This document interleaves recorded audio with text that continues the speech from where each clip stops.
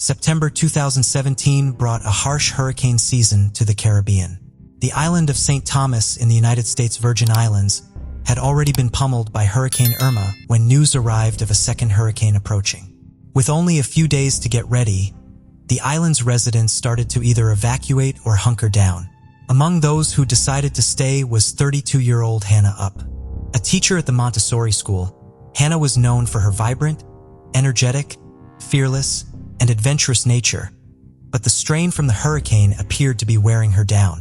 While she was preparing her classroom for the second storm, her co-workers noticed she was off. Her positive, bubbly demeanor was muted. She was described as acting complacent and quiet, which was very unusual for her, though at the time it was easy to brush that off as just stress from the storm. On September 14th, Hannah's roommate saw her get up and leave the house around 8 a.m. Though it was earlier than she usually left the house, her roommate assumed that she was going to work early to help out the school. This would end up being the last confirmed sighting of Hannah. The following day, Hannah missed a meeting at the school, and her coworker and best friend, Maggie Guzman, thought that this was highly unusual. She tried to call her, but no answer, and had stopped by Hannah's house and noticed her car wasn't in the driveway. Becoming increasingly concerned, Maggie started contacting Hannah's friends and family. One of Hannah's oldest friends cryptically told her to look by water. Maggie started a search party and asked people to start looking in Hannah's favorite spots. One beach in particular, Sapphire Beach, was Hannah's favorite place to swim. The beach was a disaster. Hurricane Irma had turned the pristine beach into a wrecking yard of debris.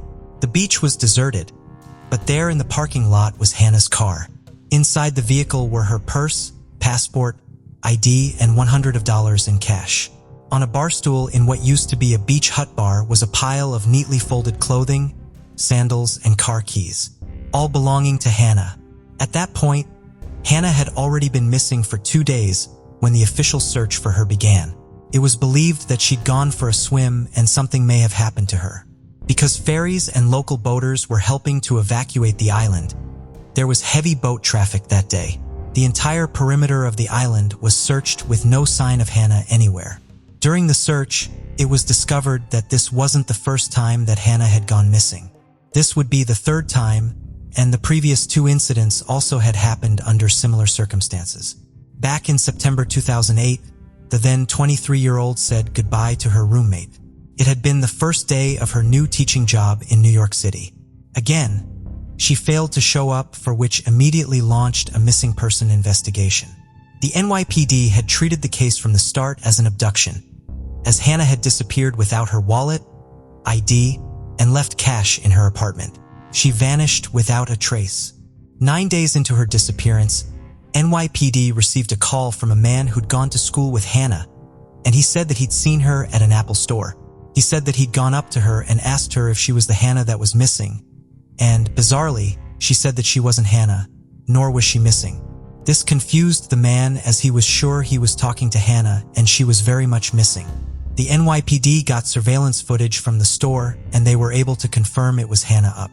Why had she told the man she wasn't Hannah? The NYPD determined that Hannah had been to the Apple store to log in to her Gmail account and confirm that she was alive. But it started more questions than answers. What was she doing? Why was she hiding? Why had she seemingly abandoned her life? 2 weeks into her disappearance, it was discovered that she had been using the facilities of her old gym to shower. Though she had no ID on her, she remembered her gym number, and a front desk person was able to confirm her identity. She'd also been sighted at a Starbucks in Soho, but she had disappeared again by the time officers had arrived.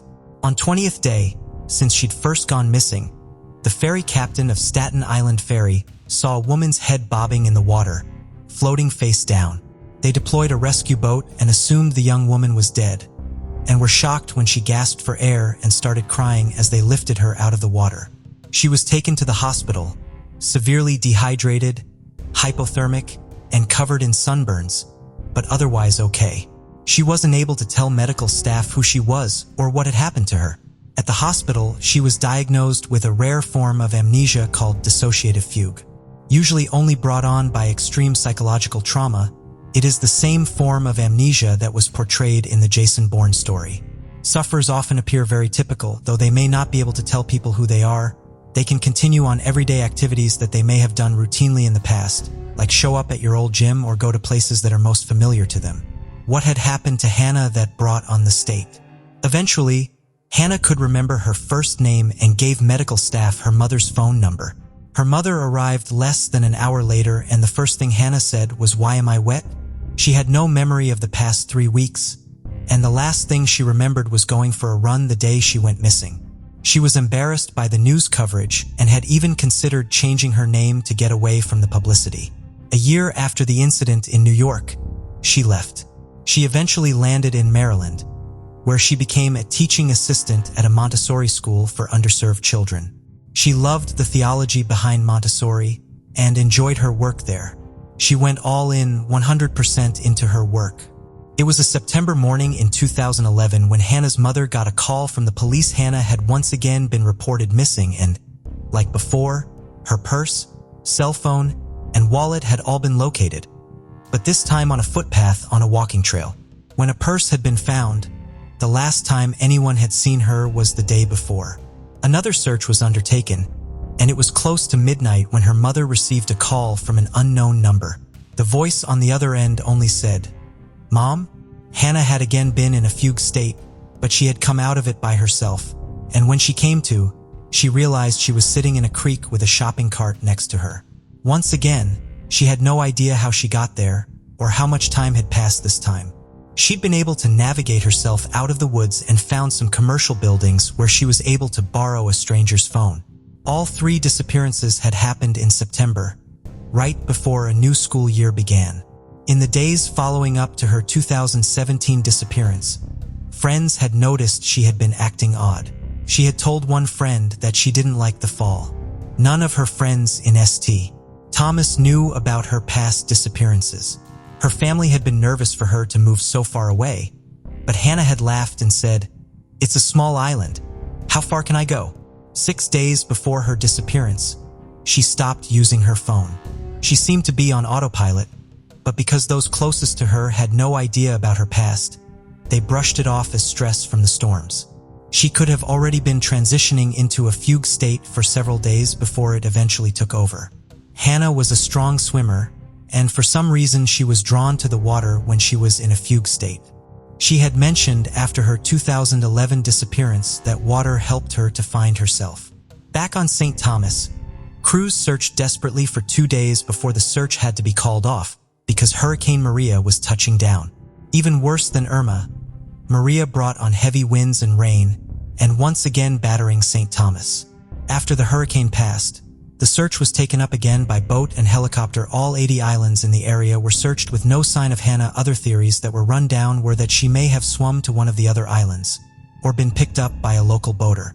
The days leading up to Hurricane Maria were a flurry of activity, and it could have been possible that she'd been lost in the shuffle. Her disappearance in New York demonstrated that she was very resourceful and could draw from previous knowledge to keep her safe. Her mother routinely visits St. Thomas, and everyone on the island knows what Hannah looks like. Her mother remains optimistic that one day Hannah will pop up somewhere and remember who she is. Before we proceed, I've got an exciting surprise for you. We've launched a brand new channel dedicated to intriguing content such as old historical mysteries, cold cases, and particularly chilling horror stories perfect for bedtime.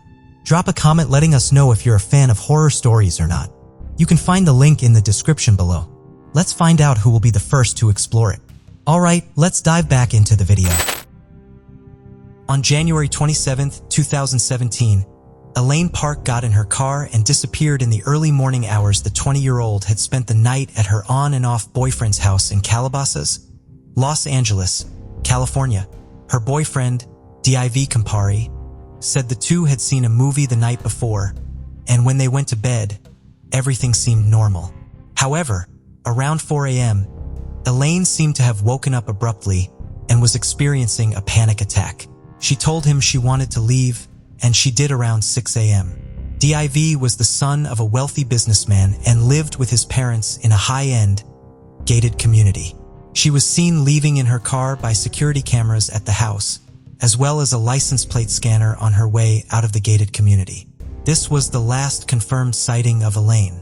Elaine Park had been born on September 24, 1996, and she grew up in La Crescenta, California. A small community outside of LA, the community was described as tight-knit, and everyone knows everyone kind of community. Elaine was an incredibly artistic person. She had a sweet and bubbly personality that drew people to her. Elaine was on the cheerleading team in high school, and she was active in her school's theater program. She loved acting, singing, dance, poetry, and had dreams of breaking into Hollywood as an actress. She'd already had a few minor roles under her belt in ER, Desperate Housewives, and Crazy Stupid Love. Elaine was coming off of a rough year. She had recently dropped out of college, was laid off from her job, and had struggled to cope with her parents' divorce. She was living with her mom, Susan, in La Crescenta, and her mother had seen her the day before her disappearance. She said that Elaine had asked to borrow $20 and told her that she was going out with Div. Her mother gave her the money, and Elaine left. It was about an hour's drive from La Crescenta to Calabasas, and she arrived around 7 p.m. Elaine texted her mom when she arrived and told her that she would be going to the movies. The two spent a few hours hanging out, and at 10:30 p.m., they took an Uber to the movie theater in Calabasas Commons. They returned via Uber at around 1 a.m., which was confirmed with security footage, and they went to bed shortly after. Div said that it was around 4 a.m. when Elaine started acting erratically. He said that she was shaking and singing, and he said that to him she seemed to be having a panic attack. He said that he tried to get her to stay, but she wanted to leave and he didn't stop her. She was picked up leaving on the security cameras, and her body language doesn't indicate any sign of stress, agitation, or fear. Later that day, her mother sent her a text message, but initially she wasn't alarmed when she didn't get a response from her daughter.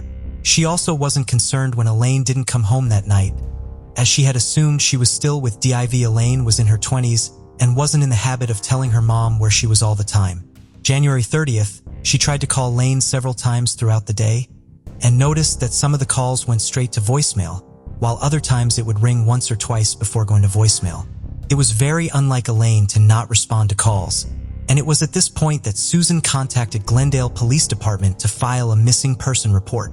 Elaine was also very active on social media, and her social media activity was completely halted on January 27th. It was a huge red flag for Elaine's friends and family, who now were increasingly concerned about the whereabouts of Elaine. The first time Susan called to file a report, she had been told to wait a couple days, and she had to call back again on January 31st to get a missing person report filed and start an investigation. There was now a 4-day window from the last time she had seen her daughter. The investigation began and the Uber drivers were interviewed, and neither noticed anything unusual with Elaine or Div. They said that the couple seemed happy, were having a good time, and nothing stood out. Her family said that Elaine had never suffered from panic attacks in the past and thought it was unusual that she would suddenly have one the night she disappeared. There were questions about drug use, though Div denied that they had used any substances. Friends of Elaine said that she had been known to experiment in the past, but wasn't a frequent drug user.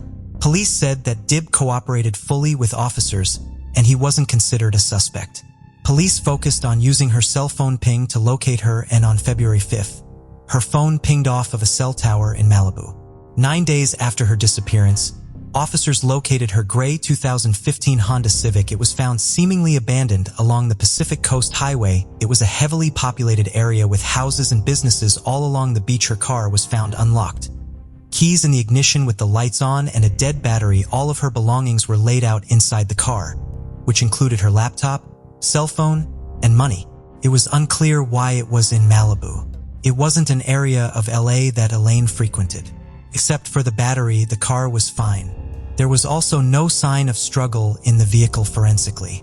Bloodhounds were brought in and they didn't pick up her scent in the area, and cadaver dogs also went through the car and didn't indicate anything suspicious. It also didn't seem likely that her car had been there long. Residents in the area said they would have noticed a car not moving for several days with the lights on.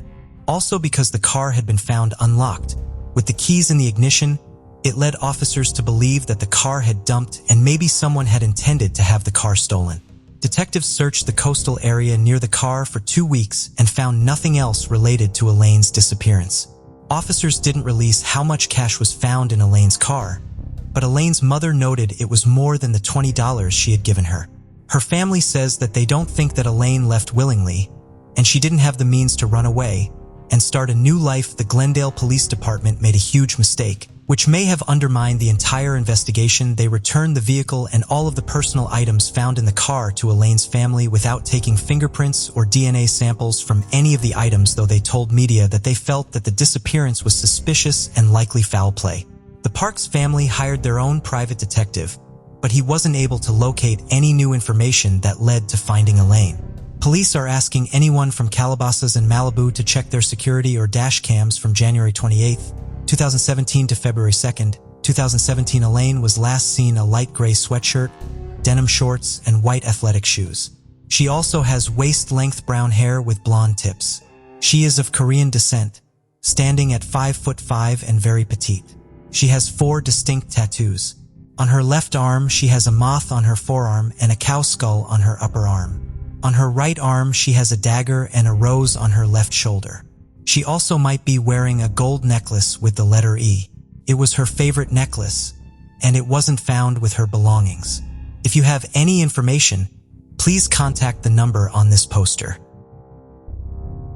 In early May 1994, in Pine Bluff, Arkansas, 18-year-old Clichender Hall was dropped off at her clerical job by her mother. She was most often called CLIA and worked for Dr. Larry Amos, who ran a non-profit organization out of his house. The team was close to graduating high school, and she only had 2 weeks left, and then she had plans of becoming a pediatrician. She had a summer internship lined up in Boston and was her parents to pick her up when she was finished. Clea called at 8, one of her parents to pick her up when she was finished. Clea called at 8 p.m. and her mother answered. Clea asked if anyone had called the house for her, and no one had, so Clea said she was almost finished and she would call again for her ride. Her mother hung up and waited for that call, but ended up dozing off on the couch. The phone never rang again, and her mother Laurel woke up with a start at 12:45 a.m. when her husband came home from work. Laurel immediately called Dr. Amos, and she said that he answered on the first ring. He noted that Clea had left at 8:30 p.m. and got into a vehicle he didn't recognize. At first, her mother assumed that she might have called up a friend and went somewhere with them. She stayed up all night waiting, but Clea never walked through the door. Her family had hoped that she would be at school the following day, but deep down her mother knew that something wasn't right. Clea never took off. She was an incredibly responsible teenager. She was an honor student, top of her class, and was given the commencement speech at her graduation ceremony in 2 weeks. She worked hard to save her college and was active in her church and multiple academic clubs. She never went anywhere without telling anyone. Clea also didn't have her purse or any ID. None of her belongings were missing. There was no way she had planned on leaving for an extended amount of time. Clea's brother called home from school the following morning and let his parents know that she wasn't there, and they called the police to report her missing. Unfortunately, like so many of these cases, police told Clea's mother to wait 24 hours and hold tight in case she came back. When the allotted 24 hours passed, an official police report was filed, but it contained very little information, and a search was not started immediately. Clea's parents organized their own search party with community members, and after a few days, law enforcement got involved. Clea's parents were upset that the Pine Bluff Police Department didn't take Clea's disappearance seriously right from the beginning. No evidence was found in the search. It was as if she had just vanished. A person of interest was her employer, Dr. Larry Amos. He had been the last to see her alive, and he had left the state the following morning after her disappearance. He also wasn't cooperative with the police, and he wouldn't allow officers to search the home for evidence. When asked to take a polygraph test, he also refused. However, Clea had worked for Dr. Amos for over a year and had never expressed any concerns over her safety, felt he was aggressive or off, and she enjoyed her job, and there had never been any complaints. Clea had a boy that she'd been interested in dating, and he was also considered a person of interest. He fully cooperated with police and had his vehicle searched, which yielded no evidence of Clea. He also took a polygraph test and was cleared as a suspect 18 years later in 2012. 2 construction workers came forward with new statements. One said that he'd been hired to work on the home of Dr. Amos in the late 90s. While he'd been working, He noticed some of the insulation was stained with what looked to him to be blood. The other worker had been hired to do some landscaping, and he said that when the wind blew a particular direction, he would smell a horrible odor, unlike anything he had ever smelled before.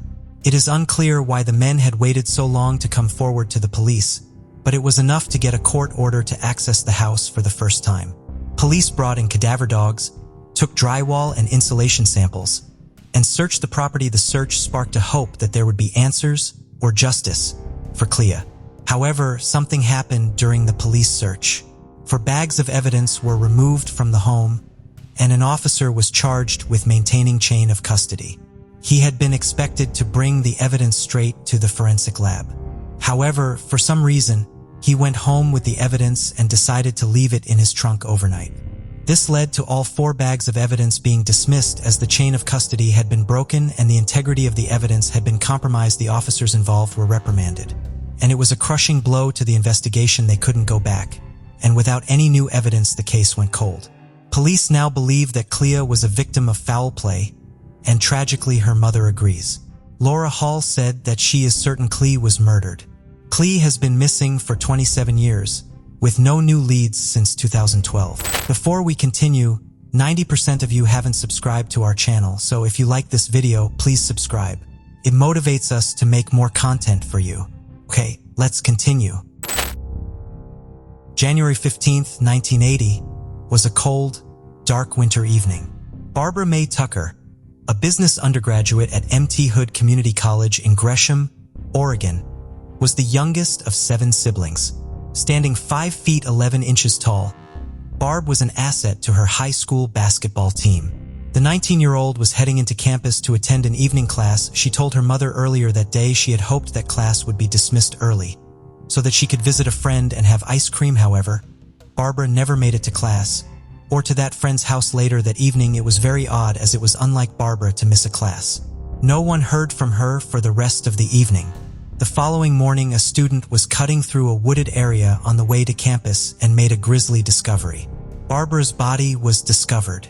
She had been rolled into a patch of bushes, and she had been savagely beaten and sexually assaulted. The violent crime shocked the community, but during the investigation, it was discovered that there likely been several witnesses to the attack.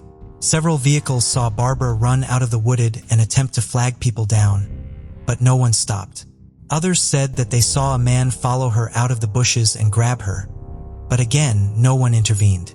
Some were saying they thought it was a college prank or something like that, but it wasn't.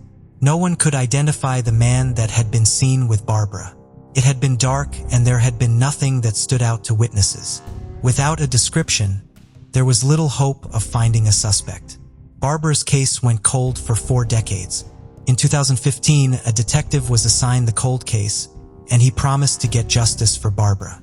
A DNA sample from the original investigation was sent off to Parbon Nanolabs, and it took several years to narrow in on a suspect using reverse family engineering technology, but they were able to locate a suspect. 58-year-old Robert Plimpton. He would have been 16 at the time of the crime, and he was arrested during a traffic stop. After his arrest, it was discovered that Plimpton had a history of violence towards women. In 1997, a woman had accused him of driving to a secluded area and attack her, but she managed to escape alive. Though he had been arrested, his charges were dropped due to insufficient evidence. Plimpton was charged with first-degree murder and second-degree murder and sexual assault. He may have other victims out there, and his DNA is being tested in other cold cases in the area. He has pleaded not guilty, and there will be a trial later this year. On May 15, 1988, 8-year-old Joshua Harmon was playing in the woods behind his apartment complex in Roswell, Georgia. He was still exploring the area. The family had only moved in 3 weeks ago. It was a warm evening, and many children were playing in the area. Joshua loved nature, and his favorite place to play was in the woods. Joshua was expected to come home for supper, and when he failed to show up, his mother looked for him, calling out his name in the neighborhood. Joshua had a learning disability, and he was easily frightened and wasn't comfortable around strangers. He never stayed too far from home and certainly never out of earshot. His mother called the Roswell police to report him missing, and though they responded quickly, it wasn't initially thought to be concerning. While canvassing, they discovered Joshua had last been seen around 7 p.m. He had gone to a neighbor's house and asked if a little boy could come play. But the family was having supper, so the boy wasn't allowed out. Joshua told him that he would be playing out in the woods if wanted to join him after supper, and that was the last encounter anyone had with a child. As night crept closer, the search began to take a more concerned tone. Officers even searched the area between his old house and the new apartment in case he might have gotten confused or lost, but there was no sign of the child. The search continued for 48 hours. Officers combed the 60-acre forest in the surrounding area. On May 17th, an officer entering the scene tripped and saw Joshua's body under a log with dirt and pine straw hiding him from view. Joshua had been struck over the head and strangled to death. Despite an extensive investigation, the case went cold. His mother, Sherry, spent decades keeping Joshua's investigation alive. Sherry passed in October of 2020. In February 2021, cold case detectives had decided to reopen the investigation and decided to start from scratch. With the permission of the family, Joshua was exhumed and forensic experts were able to recover DNA evidence. The sample was input into national database, and they got a hit from a previously convicted felon. And on July 21, 2021, they made an arrest. Known child predator, 56-year-old James Coates, was arrested while taking an Uber. Coates had previously already served a 20-year sentence for a separate incident in 1993. In 1988, Coates was living in the same housing complex in Roswell, but was never considered a suspect until now.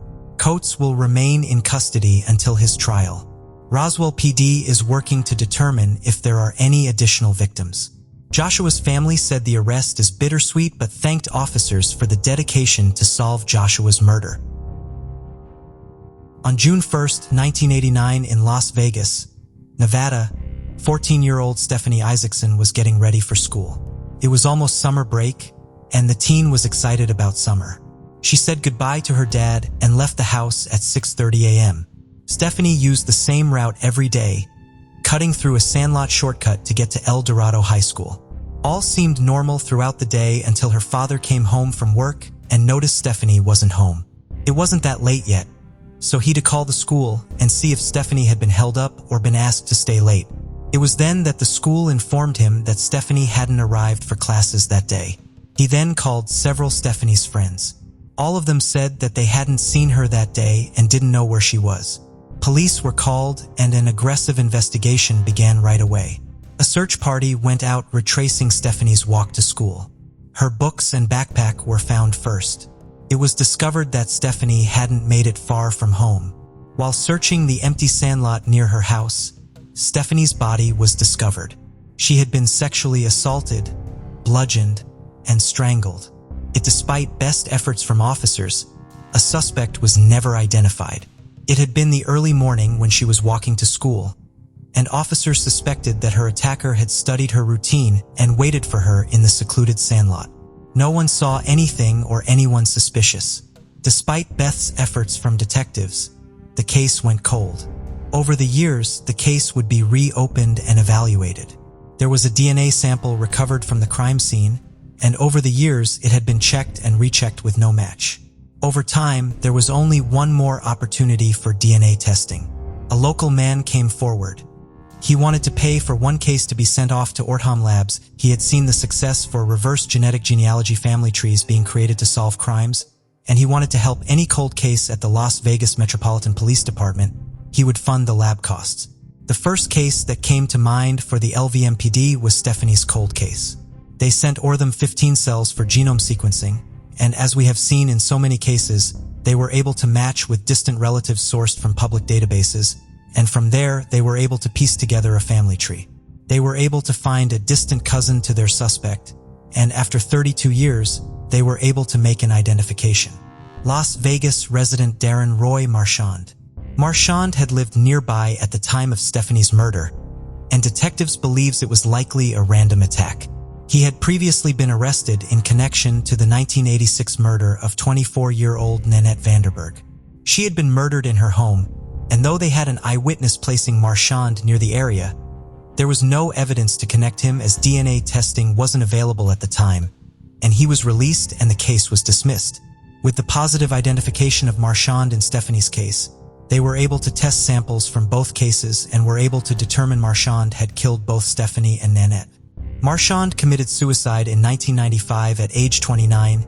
He would have been 20 when he killed Annette, and 23 when he killed Stephanie. Stephanie's mother said in a statement that she was glad to finally know who killed her daughter, but was disappointed that there would be no justice in her murder. She said that she never believed the case would be solved. The LMVPD said in a statement that anyone interested in making a similar donation to help solve a cold case is welcome to at www.lvmpdfoundation.org and designate the donation to homicide cold case. Paramedics are promptly sent to the scene.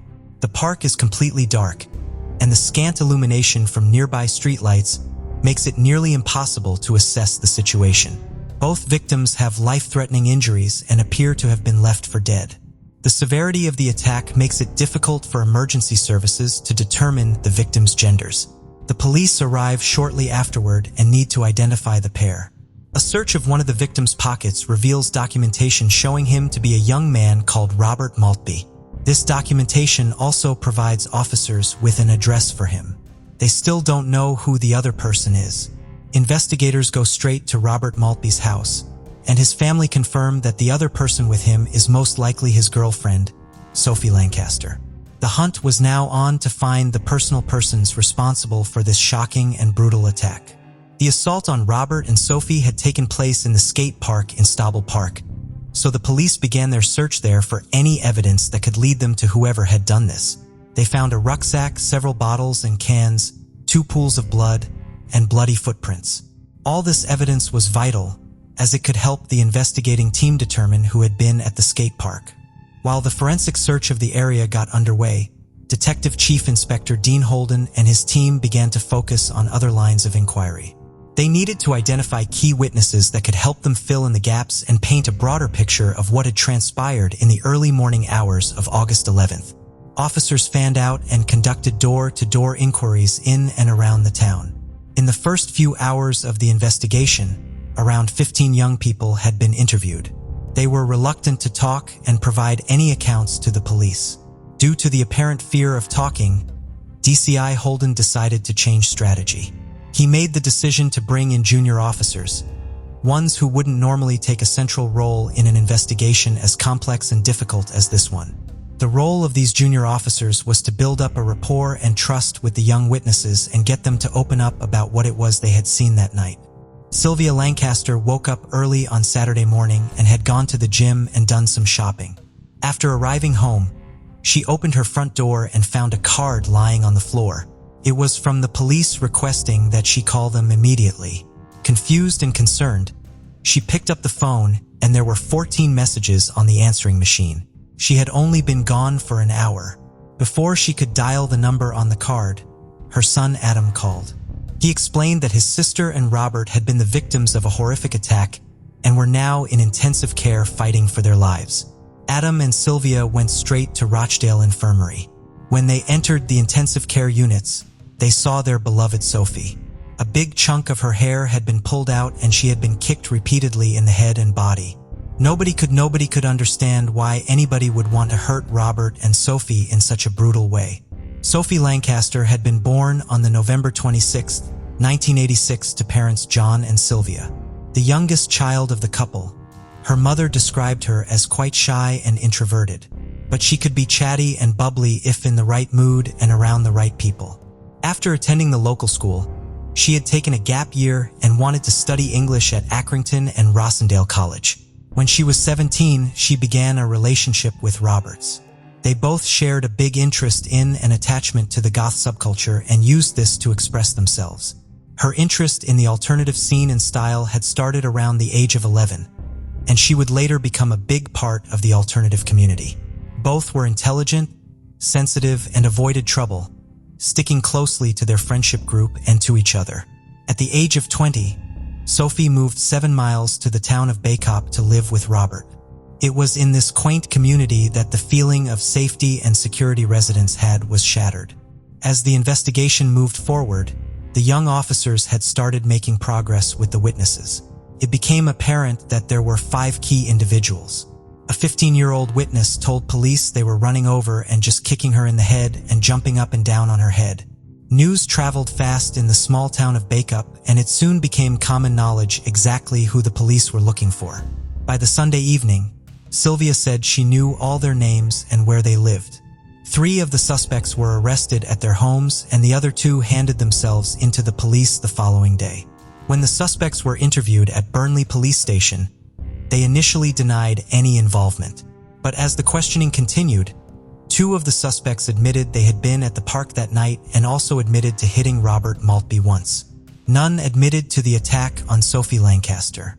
They also would not confess to a group attack against either of them. It soon came to light that 2 of the suspects, 16-year-old Ryan Herbert and 15-year-old Brendan Harris, had a history of violence.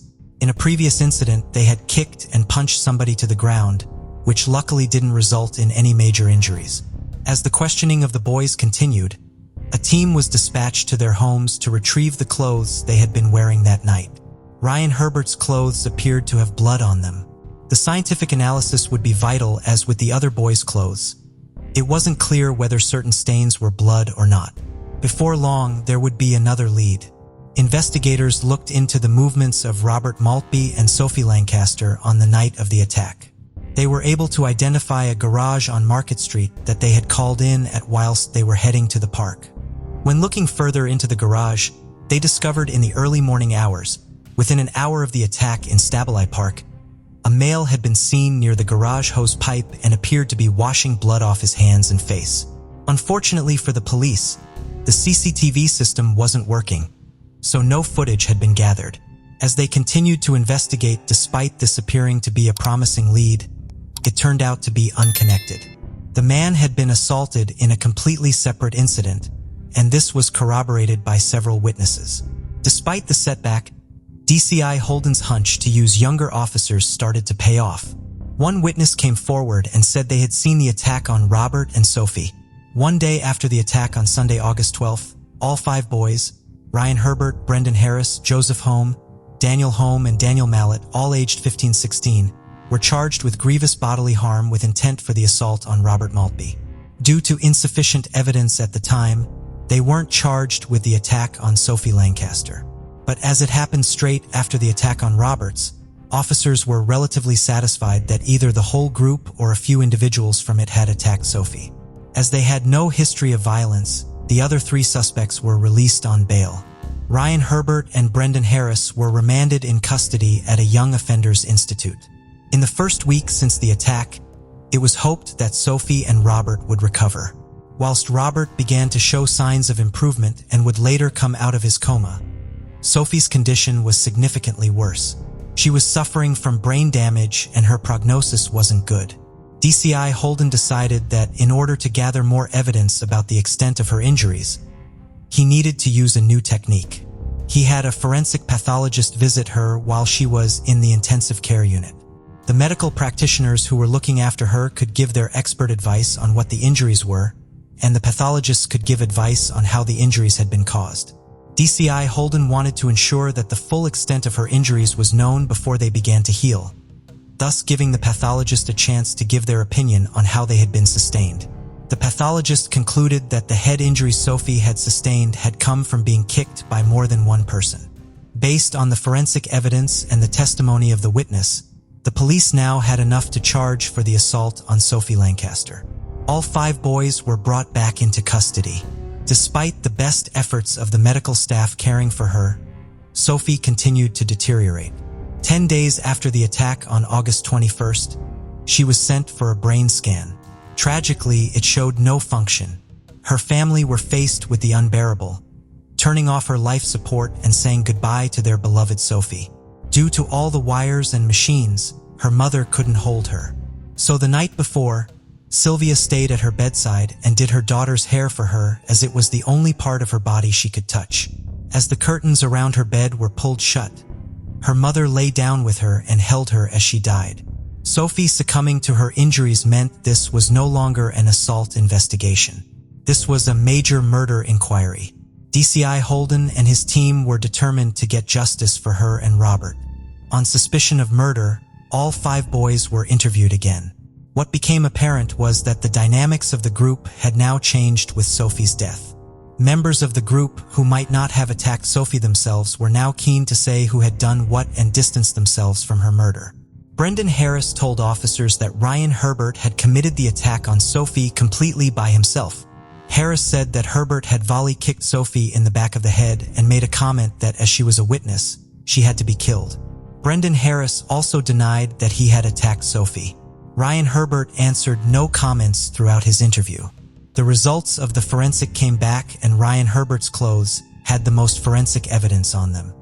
He had blood belonging to both Sophie and Robert splashed up the inside of his trousers, as well as on the bottom of his trainers.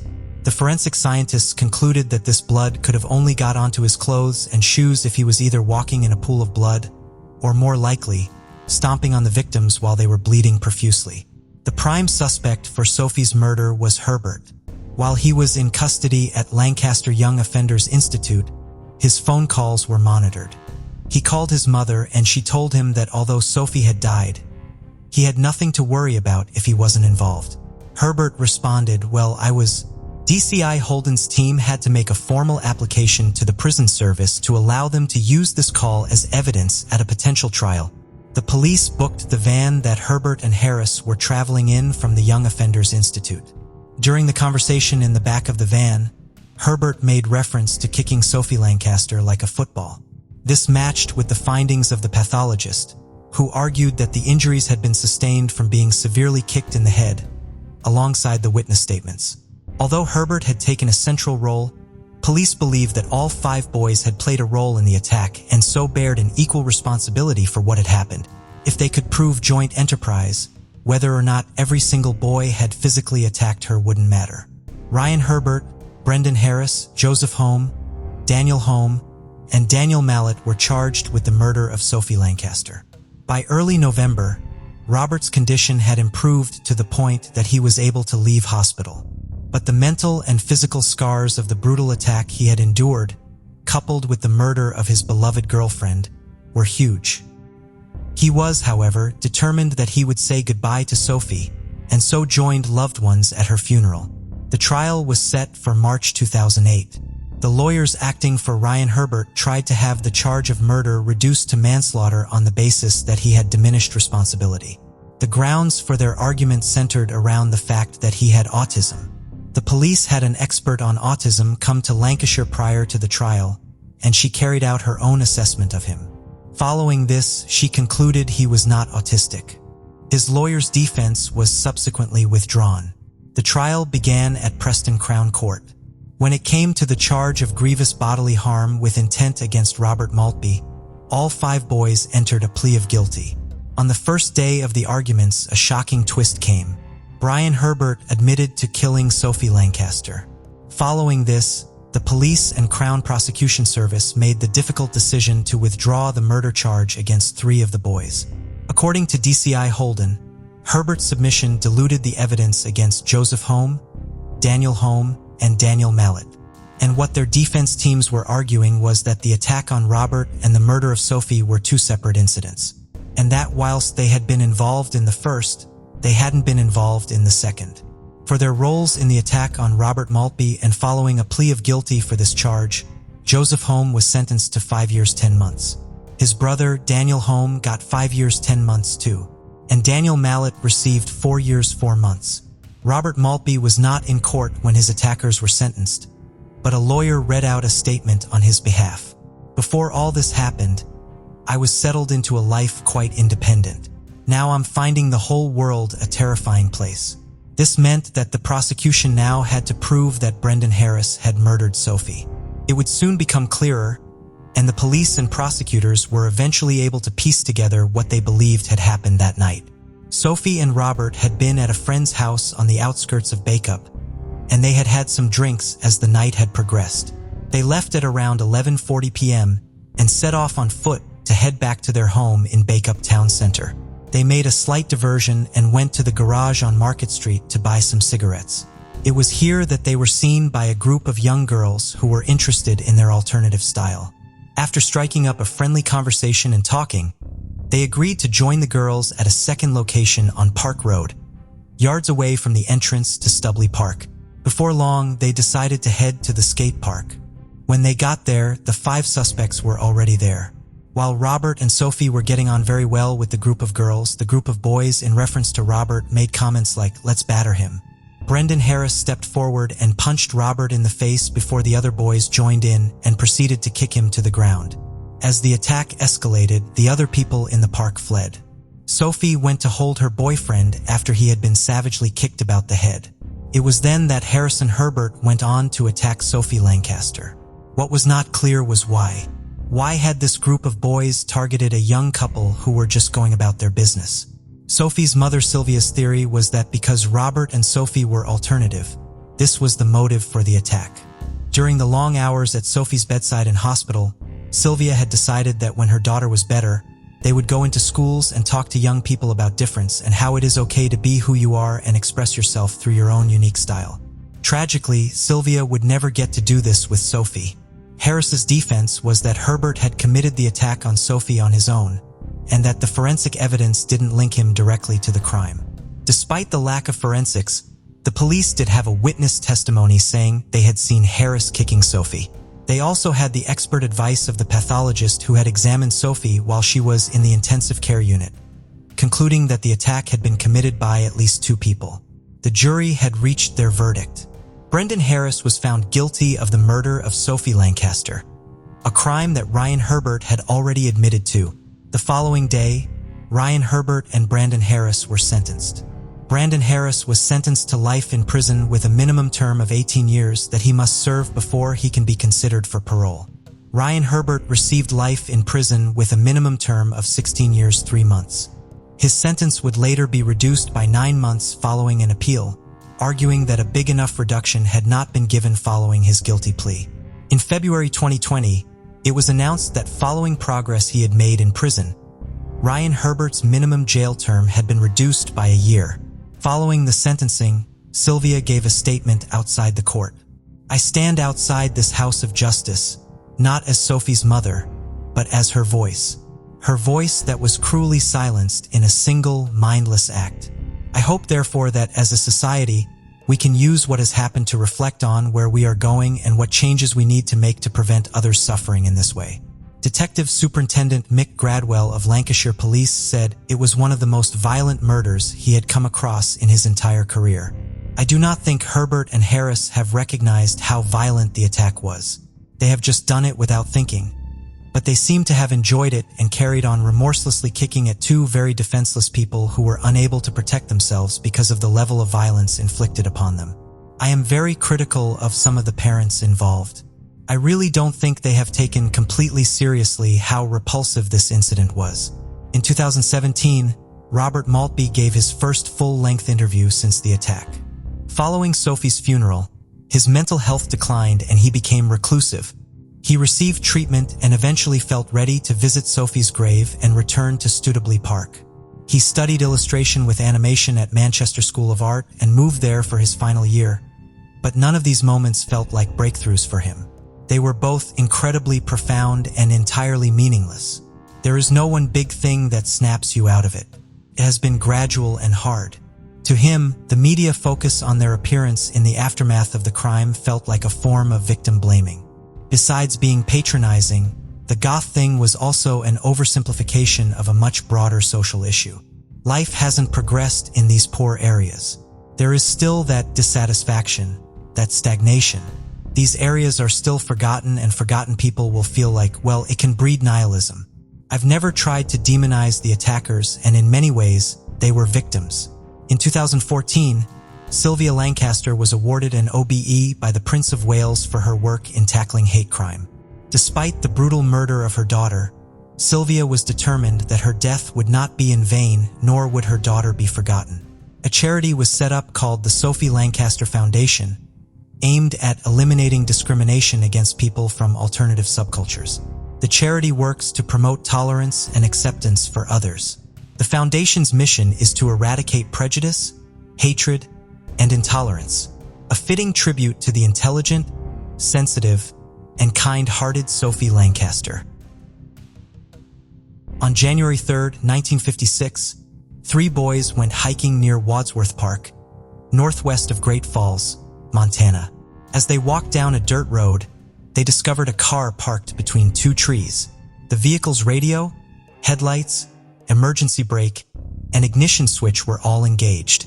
Inside, they found a man with his hands bound behind his back using what would later be identified as his own belt. He had been shot in the head. The man was 18-year-old Lloyd Dwayne Bogle, the owner of the car. Originally from Waco, Texas, Dwayne was an airman second class who had been serving at nearby Malmstrom Air Force Base for the past 8.5 months, assigned to the 29th Fighter Interceptor Squadron. Dwayne was a graduate of Waco High School, loved by everyone in his family for his charm and sense of humor. Authorities did not believe that robbery was the motive for Dwayne's murder, as his expensive camera was still inside of his car and $5 in cash was found on his body. They instead feared a much worse motive, kidnapping. When the worried parents of Dwayne's girlfriend, Patricia Patty Kalitsky, came forward after Dwayne's body was found, reporting that Dwayne and Patty had spent the previous evening together and that Patty had never returned home.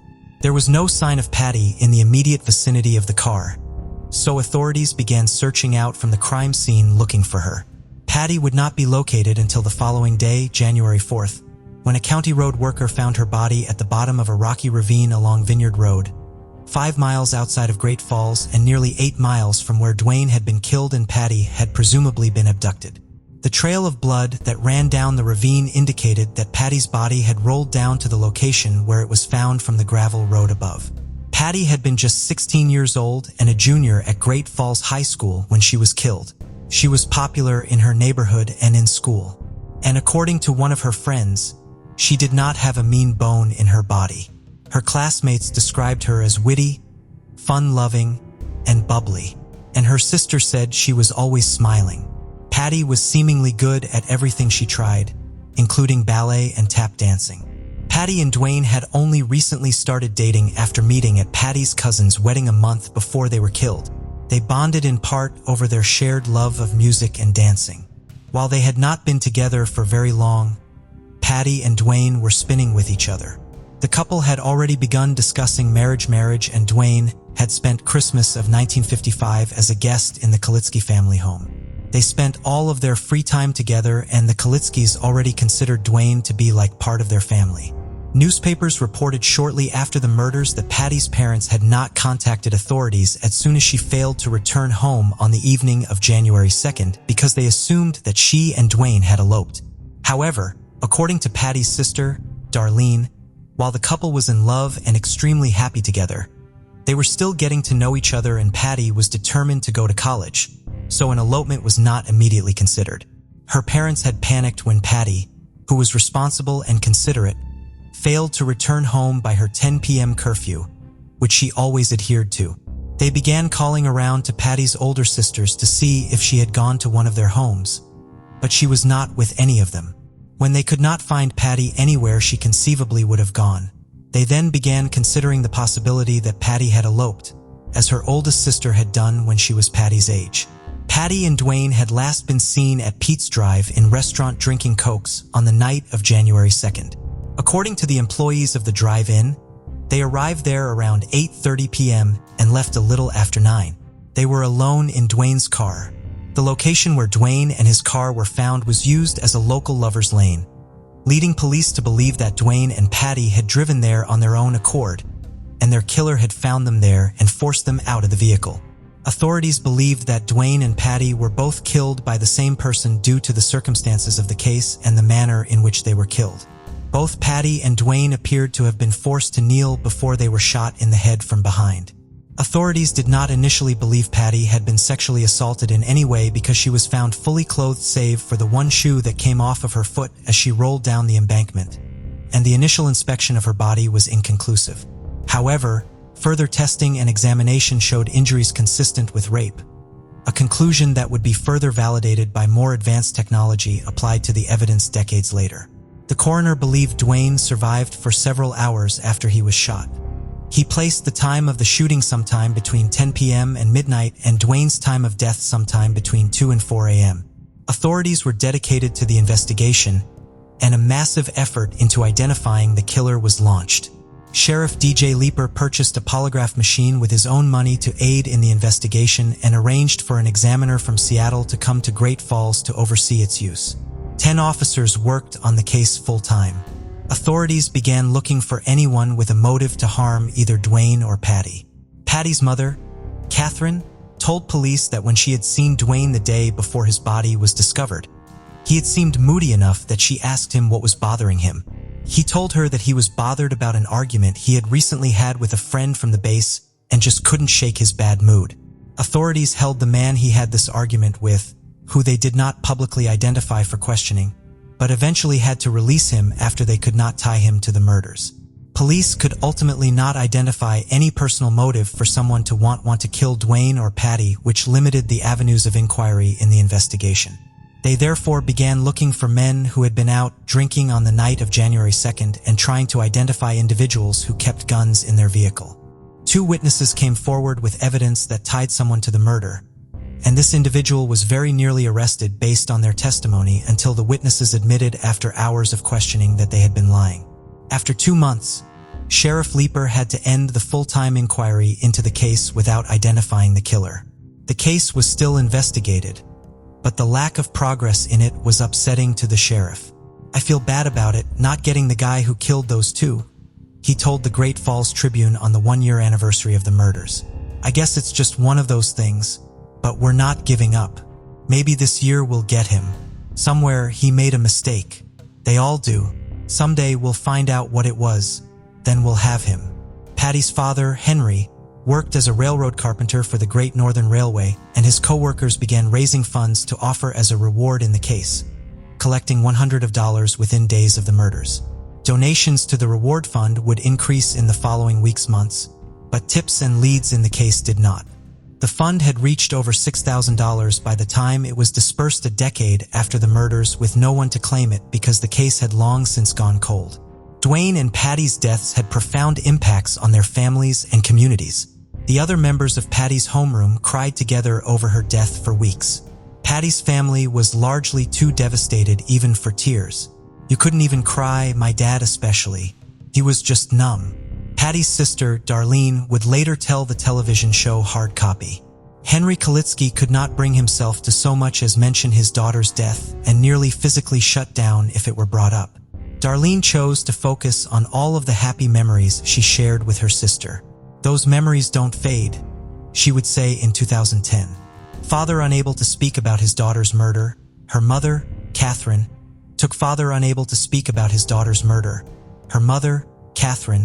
took on the responsibility of speaking to the press and interacting with authorities. She also exchanged letters with Dwayne's mother, Albuquerque Kirkbogle, in Texas for many years, as their families were now connected through tragedy and grief. Shortly before Catherine died in 1991, police came to believe that the murderer went to see her mother, who was in the hospital. Catherine was too weak to speak in anything louder than a whisper. When Darlene asked her if she wanted to know who killed Patty, she nodded and tears ran down her face as Darlene relayed the information about the man in California. Catherine passed away the following morning. Unfortunately, this individual was ultimately eliminated as a suspect, and the investigation dragged on for 2 more decades. While efforts were made in the investigation throughout the decades that followed after Dwayne and Patty were murdered, the piece of evidence that would eventually close the case was not identified until 2001. A vaginal swab taken during Patty's autopsy was found still stored in evidence 45 years after her murder. Since technology now existed to identify DNA potentially present in that swab, it was sent to the Montana State Police Crime Lab for investigation. This analysis located a sperm cell that did not belong to Dwayne Bogle. Authorities spent the following several years comparing the DNA from that cell to more than 35 suspects that had been identified over the previous decades. Unfortunately, the DNA did not match any of these suspects. There was no match to the DNA in national criminal databases either. Amongst the eliminated suspects was infamous Boston mobster James Whitey Bulger and serial killer Edward Wayne Edwards. Bulger was considered a suspect because he had lived in the Great Falls area at the time of the murders and had been arrested there for the rape of a 15-year-old girl in 1951. Edwards was a potential suspect because he was convicted of killing two couples decades after Dwayne and Patty's murders, and he may or may not have been in the Great Falls area in early January of 1956. He denied any involvement in Patty and Dwayne's case. In 2019, investigators began working with Bode technology to use an innovative technique to try to identify the contributor of the DNA genetic genealogy. Forensic genealogists were able to compare the DNA profile from the crime scene to other DNA profiles uploaded to voluntary genealogical databases and identify distant relatives based on the amount of DNA they shared. They were able to construct a family tree, which ultimately led them to identifying a suspect. Unfortunately, the suspect was no longer alive and his remains had been cremated, preventing authorities from collecting a direct DNA sample from him. They therefore approached the man's children, who agreed to provide their DNA for comparison. Their DNA confirmed that the sperm cell found during Patty's autopsy had come from their father. On June 8, 2021, the Cascade County Sheriff's Office announced the identity of the contributor of the DNA, Kenneth Gould. While they were confident that Gould was Patty and Dwayne's killer because he was deceased and could therefore not be tried in a court of law, they were only able to name him as the most likely suspect in the case rather than definitively name him as the perpetrator. The announcement came more than 65 years after Patty and Dwayne were killed, making it the oldest cold case closed using genetic genealogy at the time. Kenneth Gould had been born and raised in Great Falls and worked as a horse trainer. In 1952, when he was 24, he had married a 16-year-old girl and started a family, eventually having 5 children. At the time of the murders, he had lived less than a mile away from the Kalitsky home. He was known to ride horses throughout the area. His name was nowhere in any of the police's files on the case, and he had no known connection to either Patty or Dwayne. A month after Patty and Dwayne were killed, Gould had sold his family property. He moved to 2 other communities in Montana in the following years before moving to Missouri in 1967. Once he'd left Montana, he never returned to the state, even to visit family. He died in Oregon County, Missouri in 2007 at the age of 79. Detective Sergeant John Cadner of the Cascade County Sheriff's Office had been concerned about telling Gould's children that their late father was a suspect in such a brutal crime and asking for their DNA, but found them to be cooperative and great to work with. While they were surprised that their father, who had no criminal record, was a suspect in the case, they agreed to cooperate and provide their DNA. His daughter basically said, "You never know. Some people just have secrets that they never told anybody," Detective Sergeant Cadner said, recalling his conversation with the family. Because so much time had passed between the murders and Gould's identification, many of Patty and Dwayne's loved ones were no longer alive to hear the news. Patty's one surviving sister, Darlene, was suffering from advanced dementia by the time Gould was finally identified. The closing of the case stirred up a variety of emotions for Dwayne's family. While they were glad to have answers, Gould's identification brought up many memories and opened up a lot of emotional wounds amongst his relatives who were old enough to have known Dwayne personally. "It's like it just happened yesterday," Dwayne's niece Karen Bogle McCarthy told the New York Times. "So if I was asked, is this great modern technology a great thing? I would say, on balance, yes, for my generation, a generation once removed. But it definitely reopens old wounds that have had a chance to cross over." Karen was speaking to the media on behalf of her family because her aunt had been in tears throughout the days following the announcement. Karen is the daughter of Dwayne's younger brother, James "Jim" Bockel. Jim, who had turned 15 just 6 weeks before his older brother was killed, had idolized Dwayne while he was growing up. Jim did not live to see his beloved brother's killer identified, passing away in November of 2013 due to a neurodegenerative disease shortly before his 73rd birthday. Jim had been an accomplished musician who served as a professor for almost 3 decades at Texas Tech University, where he had established a classical guitar program, retiring in 2005 to spend more time with his family after receiving his diagnosis. While the resolution of the case caused old emotional wounds to be reopened, the Bogle family appreciates Gould's identification because, according to Karen McCarthy, it conclusively allows us to stop wondering. "We are relieved to no longer have to contend with wild speculation and outlandish theories about the case." Particularly upsetting to the family were rumors that Dwayne and Patty had been killed because Dwayne had somehow gotten involved with the mob. In Great Falls, there had also been rumors that Dwayne had been involved with drug dealers back in Texas shortly after the murders occurred, allegations that investigators publicly discredited. Gould's identification not only allows the Bogle family to finally know who took Dwayne from them, it also puts an end to the decades of speculation and rumor they have had to contend with. In light of their success in closing Patty and Dwayne's case, the Cascade County Sheriff's Office is now considering establishing a dedicated cold case task force. They hope that such a task force can provide the closure they have now been able to provide the Kalitsky and Bogle families. Quite frankly, that's our duty, according to Sheriff Jesse Slaughter. Our duty is to make sure that we solve these cases. On Sunday afternoon, August 27, 2005, 911 dispatchers in Syracuse, New York received a call from a distressed wife. She reported that she and her husband had argued, and he had been drinking heavily before locking himself in their bedroom the previous night. She mentioned that she had stayed at a friend's house overnight and gone to work that morning, but grew concerned when he failed to show up for work. The caller was Stacy Castor, the office manager for her husband David Castor's air conditioning company. She indicated that her husband had ceased communication from the bedroom and requested a wellness check. An officer arrived and, unable to get a response from David, forcibly broke down the door. Inside, they found David lying face down on the bed, deceased. Initially, it appeared David might have committed suicide. The officer noted that Stacy was shocked and hysterical, but this wasn't the first time she had lost a husband. Her first husband, Michael Wallace, had died of a heart attack in 2000. At the time, there was little suspicion surrounding Michael's death, but authorities began to wonder if there was more to Stacy Castor's story than mere misfortune. They decided to take a deeper look into the young, twice widow. Stacy met her first husband, Michael, while at a bar in Clay, New York.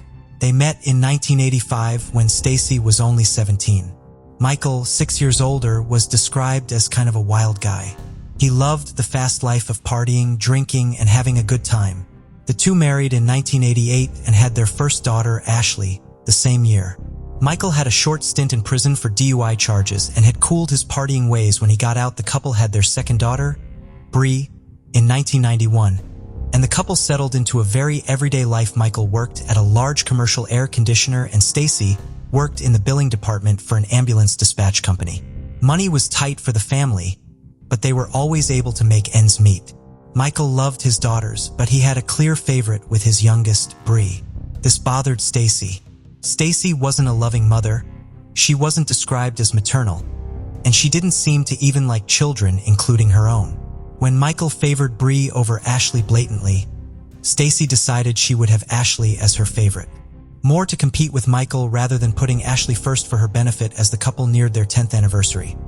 Their marriage was simply going through the motions. Stacy had concerns that Michael was having an affair, and she had told a friend that she wanted to get a divorce in the winter of 1999. Michael had begun getting mysterious waves of illness while he had a family function. He was described as acting unsteady, coughing, and looked swollen. Family members convinced Michael to seek medical attention, and he reluctantly went to a doctor. The doctor thought Michael was suffering from some sort of inner ear disorder because he wasn't sick consistently and it seemed to come in sporadic waves. On January 11, 2000, 12-year-old Ashley came home from school with her sister and found her father on the couch. Ashley called her mother at work and said that her father was acting weird and making funny faces. Stacy came home and found Michael unconscious. Stacy called an ambulance, and though first responders were able to restore a pulse en route to the hospital, Michael Wallace was pronounced deceased before arriving. Doctors said that Michael had died from a heart attack and didn't deem the death as suspicious. However, Michael was only 35, and other than the mysterious medical issues, he had been extremely healthy. His family wanted an autopsy performed, but Stacy refused. Now a widow at 29, Stacy buried her husband with a quick funeral and moved on with her life after Michael's death. Stacy became a distant parent, though she had never been a very hands-on mom. Being a single parent gave her new freedoms in addition to a bit of life insurance money of $55. She was able to relax from the responsibilities of parenthood and being a wife. In 2001, she was introduced to David Castor. David was everything her first husband had not been. David was responsible, he didn't drink, he didn't party, and he was financially stable, owning his own company. David was recently divorced and had an adult son from his first marriage. The two were married in 2003, and Stacy took over much of the business as his office manager. The two didn't have a passionate marriage, but it seemed to bring the two comfort. Stacy enjoyed financial stability and David had companionship. An odd aspect of the relationship was that David didn't want any more children and didn't make it a secret that he resented having to share his life with two young girls. He'd made it clear that he had one son and he wasn't interested in being a father figure to the Wallace girls. The weekend before David's death, the couple got into an argument allegedly over how they were going to spend their second wedding anniversary. Stacy sent the girls away to a friend's house and the couple continued arguing until she left as well. Stacy told investigators that David had been depressed over his father's recent passing, though those who knew David felt that the story was unlike the man that they knew. There were two glasses on the nightstand with David, one filled with neon green liquid and the other brandy. There was also an empty bottle of cranberry juice. The green fluid was determined to be antifreeze, which is highly toxic, and an open bottle of antifreeze was located near the bed. Medical examiners did an autopsy and signed off that David had died from ethylene glycol poisoning, and it was ruled as a suicide. But detectives continued to investigate the suspicious death. An examination of the home revealed some interesting things. First, the glass containing the antifreeze had 3 fingerprints, all belonging to Stacy. Second, they found a turkey baster in the garbage can. On the turkey baster, they found trace amounts of David's saliva on the tip as well as antifreeze. Additionally, it had been wiped of any fingerprints once the medical examiners released David's body. Stacy had another quick funeral, and much to the shock of family members from both her first and second husband, she buried David next to Michael. Then, Stacy moved on with her life, utterly oblivious to any investigation going on. David's son was shocked to learn that his father had left everything to Stacy, and was further surprised when Stacy sold his father's company and everything else in his estate. She made off better with the death of her second husband with nearly $200,000. It would take detectives a year to get enough evidence together to establish probable cause, at which point they were able to get approval for the exhumation of Michael Wallace. Detectives felt that if they could find evidence of ethylene glycol poisoning in Mike, it would all but confirm that Stacy had killed both of her husbands. When Michael was exhumed, an autopsy was performed, and it was clear he had not died of a heart attack. Ethylene glycol causes crystals to form in your organs and blood, and it has a telltale sign. And the telltale signs were in both men. Nearly 2 years into the investigation, detectives had enough to hone in on Stacy. Surveillance was approved. First, her cell phone and landlines were tapped and security cameras were put in to watch the house. Detectives hoped to shake up Stacy and get her to say something incriminating. They showed up at her home on September 22, 2007 to question her about the death of David, purposely leaving out that they had exhumed and autopsied her first husband, Michael. Stacy was very caught off guard and confused. She had no idea that she had been investigated and knew immediately what the detectives were angling for with their line of questioning. During the questioning, she had said 2 things that stood out. One was that she had mentioned watching a show with David, where a wife killed 2 of her husbands by poisoning them with antifreeze, and that's where she felt like she got the idea from. And the second was when the lead detective asked her to point to which glass she had poured the cranberry juice in for David, and she said, "I poured the cranberry juice." Detectives were shocked that she had more or less admitted to pouring the antifreeze into the cup after she said that. She asked for a lawyer, and the interview stopped. Detectives knew they had successfully shaken her up and hoped that the wiretaps would be the final piece to make an arrest. Meanwhile, they went and interviewed Ashley, Stacy's oldest daughter, who was now at college. Ashley was shocked by detectives' allegations about her mother. She didn't believe them and told them that what they were saying was ridiculous. When detectives left, Ashley immediately called her mother to ask about the detectives, but during the calls, nothing incriminating was said. Officers continued to monitor the phone lines, and just as it was starting to seem like a waste of time, a 911 call was placed from Stacy's home. According to Stacy, she had just found her daughter overdosed on pills. Ambulances rushed over and were able to pump Ashley's stomach and get her stable. They determined that she had overdosed on prescription painkillers, and had it even been a few minutes more, she likely would have died. Ashley said she woke up to her mother by her side, But she was very foggy and couldn't understand what people were saying at first. She floated in and out of consciousness for hours, and when she woke again, there was a detective. The detective informed her that she had attempted suicide, and in her note she had confessed to killing her father and stepfather. Ashley was shocked and told the officers she had no idea what he was talking about. She told detectives that the last thing she remembered was being with her mom. She said that her mom had called her and asked her to come over for drinks. She said that her mom had made her a mixed drink of vodka, orange juice, and Sprite, and she remembered it tasting weird. But Stacy had convinced her it was fine after she drank the drink. She recalled getting very tired and going to bed. She said that she trusted her mom and had no reason to suspect anything sinister. Fortunately for Ashley, detectives had a mounting case against Stacy already, and Ashley was believed. Detectives were sure that Stacy had poisoned Ashley in an attempt to place blame onto her daughter and shift suspicion from her. There was also evidence to support Ashley. The note, for example, had been typed up on a computer and didn't have a written signature. A forensic analysis of the note also determined that it had been written and printed from Stacy's computer. It had gone several revisions, all auto-saved in Microsoft Word, and the timestamps were when Ashley had been in class. Ashley would also have only been 11 at the time of her father's death, and hadn't been home when David had died. Despite Stacy's attempt to divert suspicion, there was no evidence to connect Ashley to either crime, and Stacy now had an attempted murder charge added to her list of crimes. Stacy was arrested at the hospital and was charged with 1 count of second-degree murder and 1 count of attempted murder. Because Michael had been murdered in a different jurisdiction, she wasn't charged with his murder. During her trial, prosecutors brought David's will in to question. Detectives discovered that Stacy had forged the will that had been used to settle David's estate. Money seemed to be the motive in David's killing. On March 5, 2009, Stacy Castor was found guilty of the murder of her second husband, David, and also guilty for the attempted murder of her daughter, Ashley. She was given the maximum sentence of 25 years for both charges, with the addition of 1 year for the forging of David's will, for a total of 51 years in prison. Neither Ashley nor Bree had anything to do with her mother after she had been arrested. In 2011, David's son sued Stacy for the remainder of his father's estate and won. In 2010, an investigation was also opened into the mysterious death of Stacy's father. Nothing came of the investigation as he'd been cremated, but the detectives noted that Stacy had been named the sole heir in his estate. Though he had been ill for some time before his death, he had been recovering well until he received a visit from his daughter, Stacy. In 2016, Stacy Castor died in prison. She was 48, and according to the prison she had been in, she had died of a heart attack. Following Stacy's death, the Castor family petitioned to move David's body so that Stacy could not be buried next to David, as per her will had stated. They successfully moved David, and she was instead buried next to her first husband, Michael. In this case, we head to Las Vegas, Nevada in April 2021.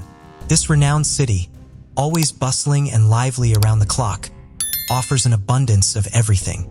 Among the nearly 500,000 residents is 45-year-old Daniel Hulser. Daniel was previously married to Elizabeth Halgilian, a former Republican member of the Nevada Senate, and they shared 3 children, Dana, Jordan, and Sierra. Daniel, a fitness and the outdoors, as well as being creative, earning a bachelor's degree in music and a master's business degree from Corban University in Salem. The family made the move to Nevada when Daniel found work in Las Vegas. And soon after, Elizabeth was elected to the state senate and became the youngest female to be elected to the Nevada legislature as a state senator. 10 years would pass since the couple's wedding in 2001, and the marriage was starting to fall apart. In 2011, Daniel was arrested after Elizabeth alleged that he had tried to force himself on her. Due to Elizabeth's position, the arrest wasn't unknown to the public, and it received a fair amount of media attention. Daniel filed for divorce a month later, amid allegations of Elizabeth having an affair, and he pleaded guilty to misdemeanor counts of coercion and battery and was sentenced to 6 months probation and anger management classes too. After this, almost another decade would go by. Both Daniel and Elizabeth had since remarried. Although Daniel's second marriage would end in divorce as well, he and his second wife would remain close and would continue to use the joint bank account. In 2020, he and Elizabeth would enter into what would become a very contentious and acrimonious battle. With all of this going on in the background, Daniel, as many do, was regularly sharing his life on social media.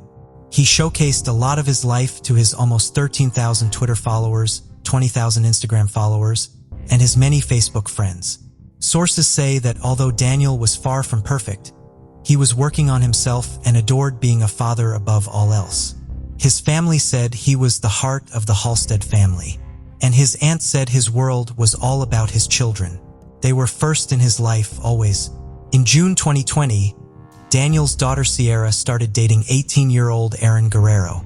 They had a fast-moving and intense relationship, and at one point even said they wanted to rob their parents and run away to Los Angeles together. Both sets of parents were immediately disapproving of the relationship anyway, especially after they found out about their runaway plans, and they banned Sierra and Aaron from seeing each other anymore.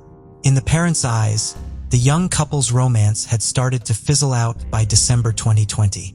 But Sierra and Aaron were still very much an item and were going to stop at nothing to stay together. They were infuriated at not being able to see each other, and police say this put an unbelievable plot in motion in a bid to remain a couple without interference. In late December 2020, Daniel made a gushing post celebrating Sierra turning 16 years old. After this, several months would go by all accounts with nothing of notes happening. On the April 3rd, Daniel shared another Facebook post of him and Sierra when she younger. 5 days later, everything would change. And in the early morning hours of April 8, 2021, Aaron ran away from his home and went to meet Sierra in secret. Later that day, Daniel's second ex-wife noticed something concerning.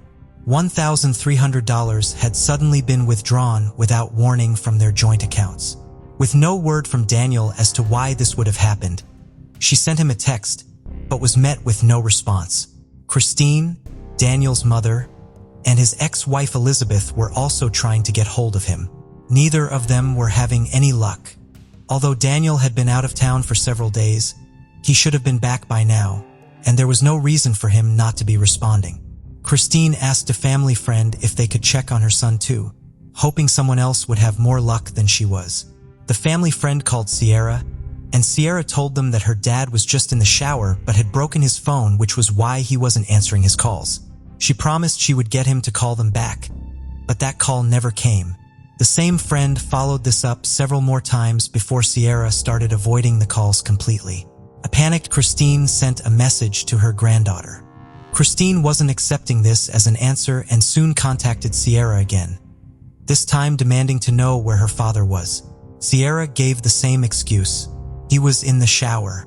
Christine knew something was deeply wrong and threatened to call the police. Sierra subsequently hung up the phone. Shortly after this, surveillance cameras captured Daniel's blue Nissan Altima leaving the area.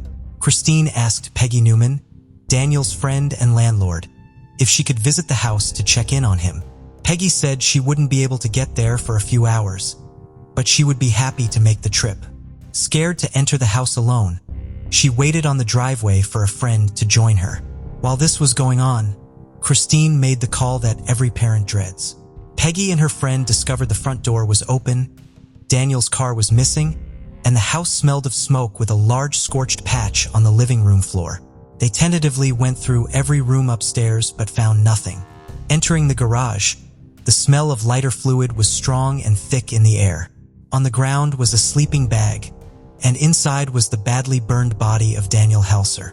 Police soon pulled up to the home and began to uncover more things that pointed towards a very disturbing series of events. A chainsaw lay on the floor in the living room, and in the kitchen was a saw covered in blood, as well as another handsaw and 2 knives in the sink. They also found receipts from a Home Depot and an ATM. It was quickly noted that an extensive effort to clean up had been made inside the home. The coroner determined that as well as being burned, Daniel had been stabbed 70 times.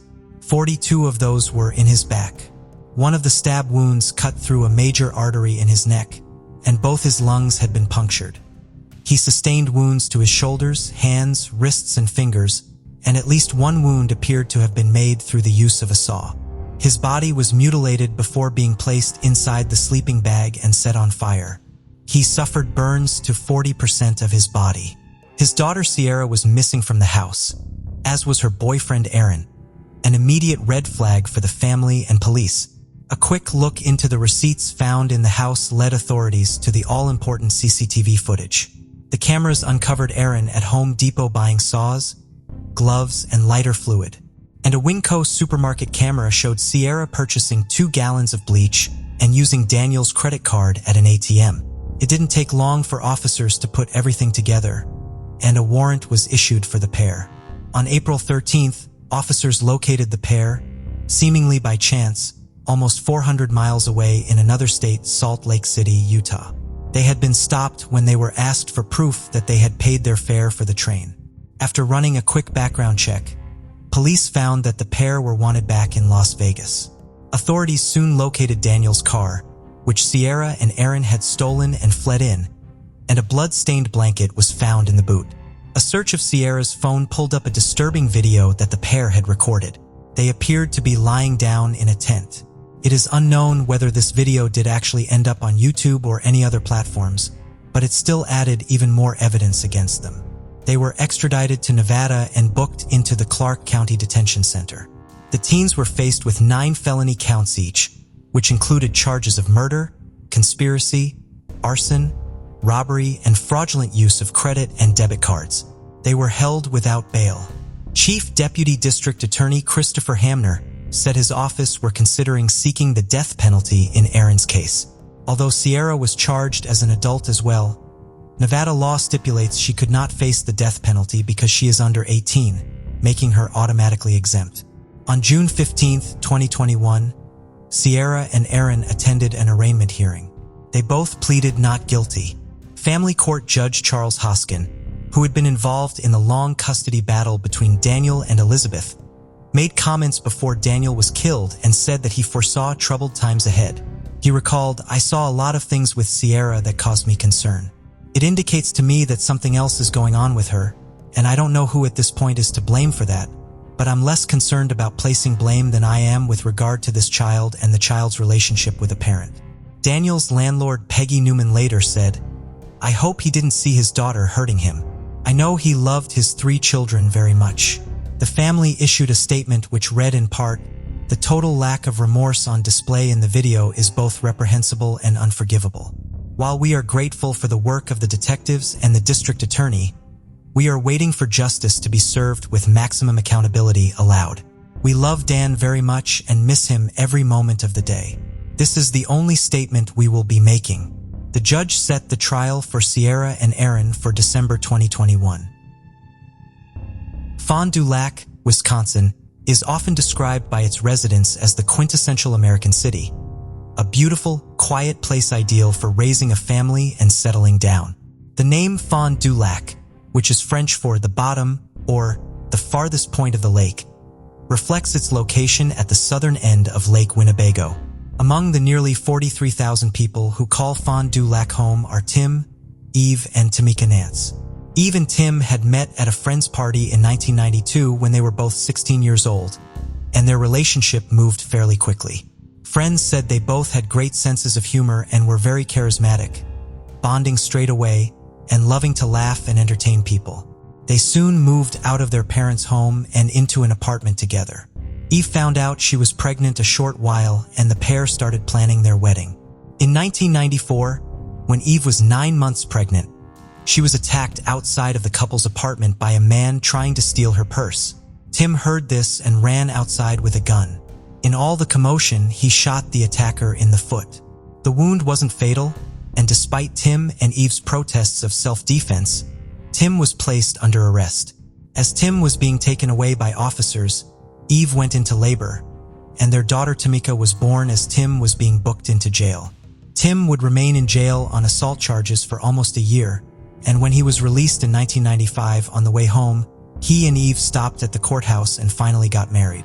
Eve was very close to her younger sister Tina, with Tina moving into her sister's home in 1995. 2 years later, Tina gave birth to her daughter, Justice. Justice and Tamika were more like sisters than cousins, and the whole family were a tight unit. In 1997, Tim would be arrested again, this time on a drugs charge, and he served 3 years for this offense. When 2002 came round, Tim, even Tamika, would make the move to Fond du Lac.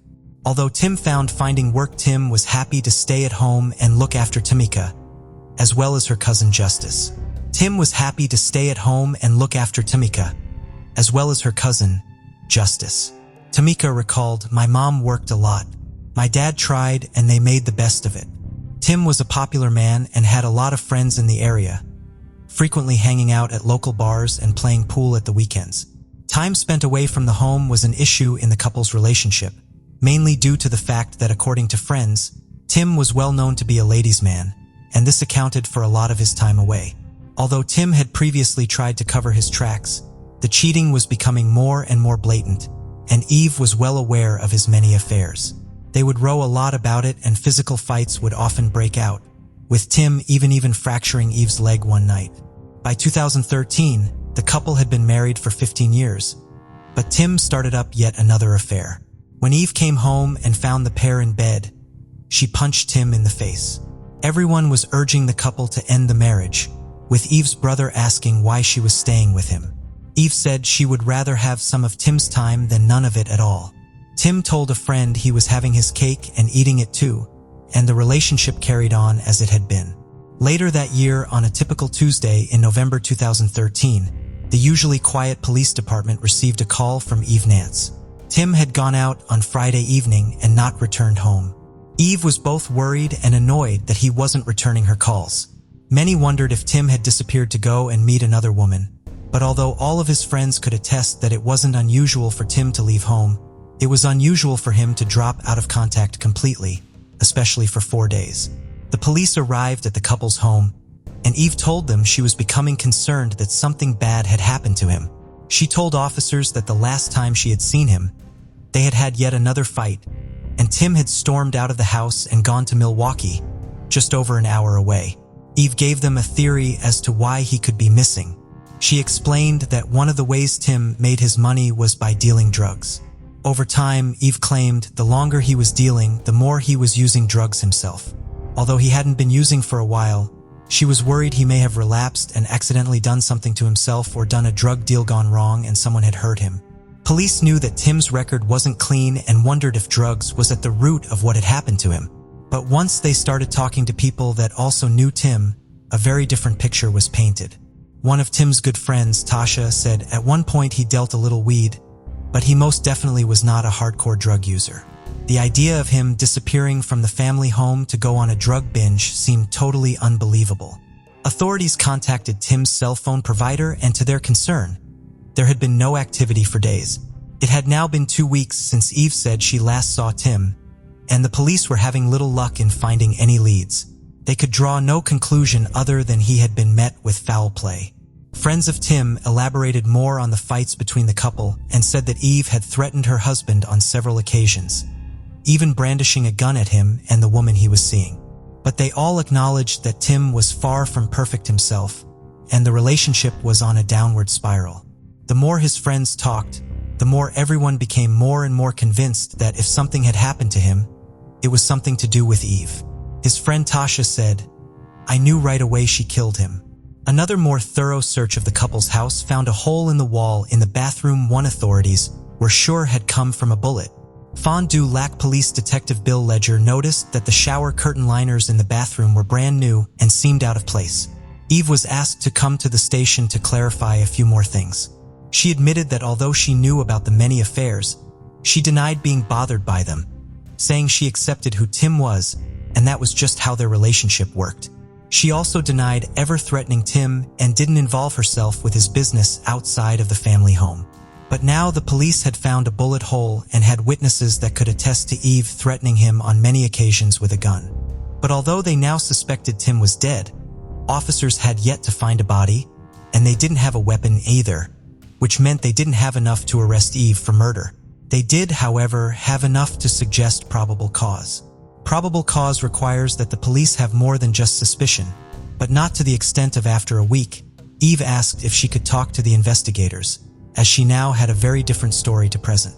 She told police that there had been an altercation at the house that night, and when she had tried to walk away by going into the bathroom, Tim had followed her. She said he was the one waving a gun around and started hitting her. The process of her trying to get the gun away from him, the gun went off and Tim was shot twice in the chest, she claimed. The detectives asked why she didn't think to call 911, but Eve said she went blank. And instead of doing this, she took all his clothes off, wrapped him in plastic film from the windows and a shower curtain, put him in the car and drove away. She said she had tossed the gun and empty shell casings out of the window on Highway 41 en route to the woods, where she would ultimately leave Tim's body. Where Tim's phone ended up remains unknown. She gave the police a rough location as to where they could find Tim, and a search quickly got underway. That same evening on Thanksgiving Day, 2013, Tim Nance's body was finally found. He was naked, lying frozen in the snow in the fetal position, almost 50 miles away from his home. An autopsy later revealed that Tim had died as a result of 2 gunshot wounds to the head, not to the chest, and he had been shot sometime on November 1st. Police and prosecutors firmly believe that Tim was actually in the shower at the time he was shot and did not see the attack coming. The medical examiner testified that both shots could not have been fired at close range during the struggle, as Eve had said, and the placement of one of the bullet holes in the wall appeared to confirm this. During their investigation, police also obtained a video of Eve and her sister Tina buying supplies at a store at about 7:30 p.m. on the same day Tim was killed. Tina picked up shower curtain liners and curtain hooks. They argued that the curtain liners were replacements for the ones now covered in Tim's blood. Authorities believe that Tina had helped to conceal the crime. Phone records showed that Eve had called Tina 5 times, just minutes after Tim's death. Officers also argued that Eve wouldn't have been able to move Tim's body without help, and this was where Tina came in. Eve was arrested and charged with murder, and Tina was also placed under arrest. A judge set Eve's bail at $100,000, which was soon increased to $300,000, and $50,000 was set for Tina. In January 2016, 39-year-old Eve Nance stood trial, and she pleaded not guilty. A big part of the prosecution's case was that Eve claimed that Tim was shot in the chest during a fight, but the medical examiner clearly showed that the 2 bullets had entered into Tim's head. The medical examiner also talked about the placement of the bullet hole, which they said showed inconsistencies in Eve's account. And according to the prosecution, the motive was simple: rage and revenge. After years of threatening with him, she had finally done it. They argued that Tim had been taking a shower, hence him being found without clothes on, and Eve had ambushed him and shot him without warning. The prosecution described it as an execution. But according to some experts put forward by the defense, Eve was suffering from battered person syndrome. After years of infidelity in a volatile and violent relationship, this had pushed her to her limits. Although she had reacted in anger, it was also in self-defense, something which friends of Tim strenuously denied. Tim and Eve's daughter, Tamika, however, said that her father was always the aggressor and wanted things his own way all the time. Less than 2 weeks later, the jury had reached a verdict. They sided with the prosecution. Eve was found guilty of first-degree intentional homicide and hiding a corpse. The judge believed that some leniency should be given under the circumstances of everything that had been put forward. When it was her time to speak, "Whatever happens here today, I love you very much." Several people, "Whatever happens here today, I love you very much." Several people spoke on Eve Nance's behalf, including Tamika, who said, "My mother is not a monster. She is a wonderful person. I miss my father. I can't lose her too." Eve told the judge that she had loved her husband since the first time she saw him, and she still loved him. She said she had no excuse for what she did. No one except the district attorney Eric Toney spoke on behalf of Tim. He said Tim was everyone's best friend and had turned his life around. In Tina Ewell's case, she was found guilty of hiding a corpse as party to the crime, aiding a felon, and obstructing an officer. Fond du Lac County Circuit Judge Peter Grimm ordered Tina spend 24 months in prison with the condition of probation for 5 years. If the conditions of probation were not met, Tina would have to spend another 4 years in state prison and then have 5 years extended supervision. Eve and Tina both filed appeals against their decisions, but both appeals were denied. What happened on that day back in November 2013 can never be known for sure, but what is known is that a young girl essentially lost both of her parents in a terrible way. What actually happened, how it came to be, and the events leading to Tim dying in the bathroom that night remain unconfirmed. Stories of the couple's relationship is contradicted by friends and family of both Tim and Eve. But many of Tim's friends said they didn't want to see Eve get life in prison because they knew Tim wouldn't have wanted it, and said that had he survived the shooting, he would likely have forgiven her. Eve Nance will be in her 60s when she becomes eligible for parole.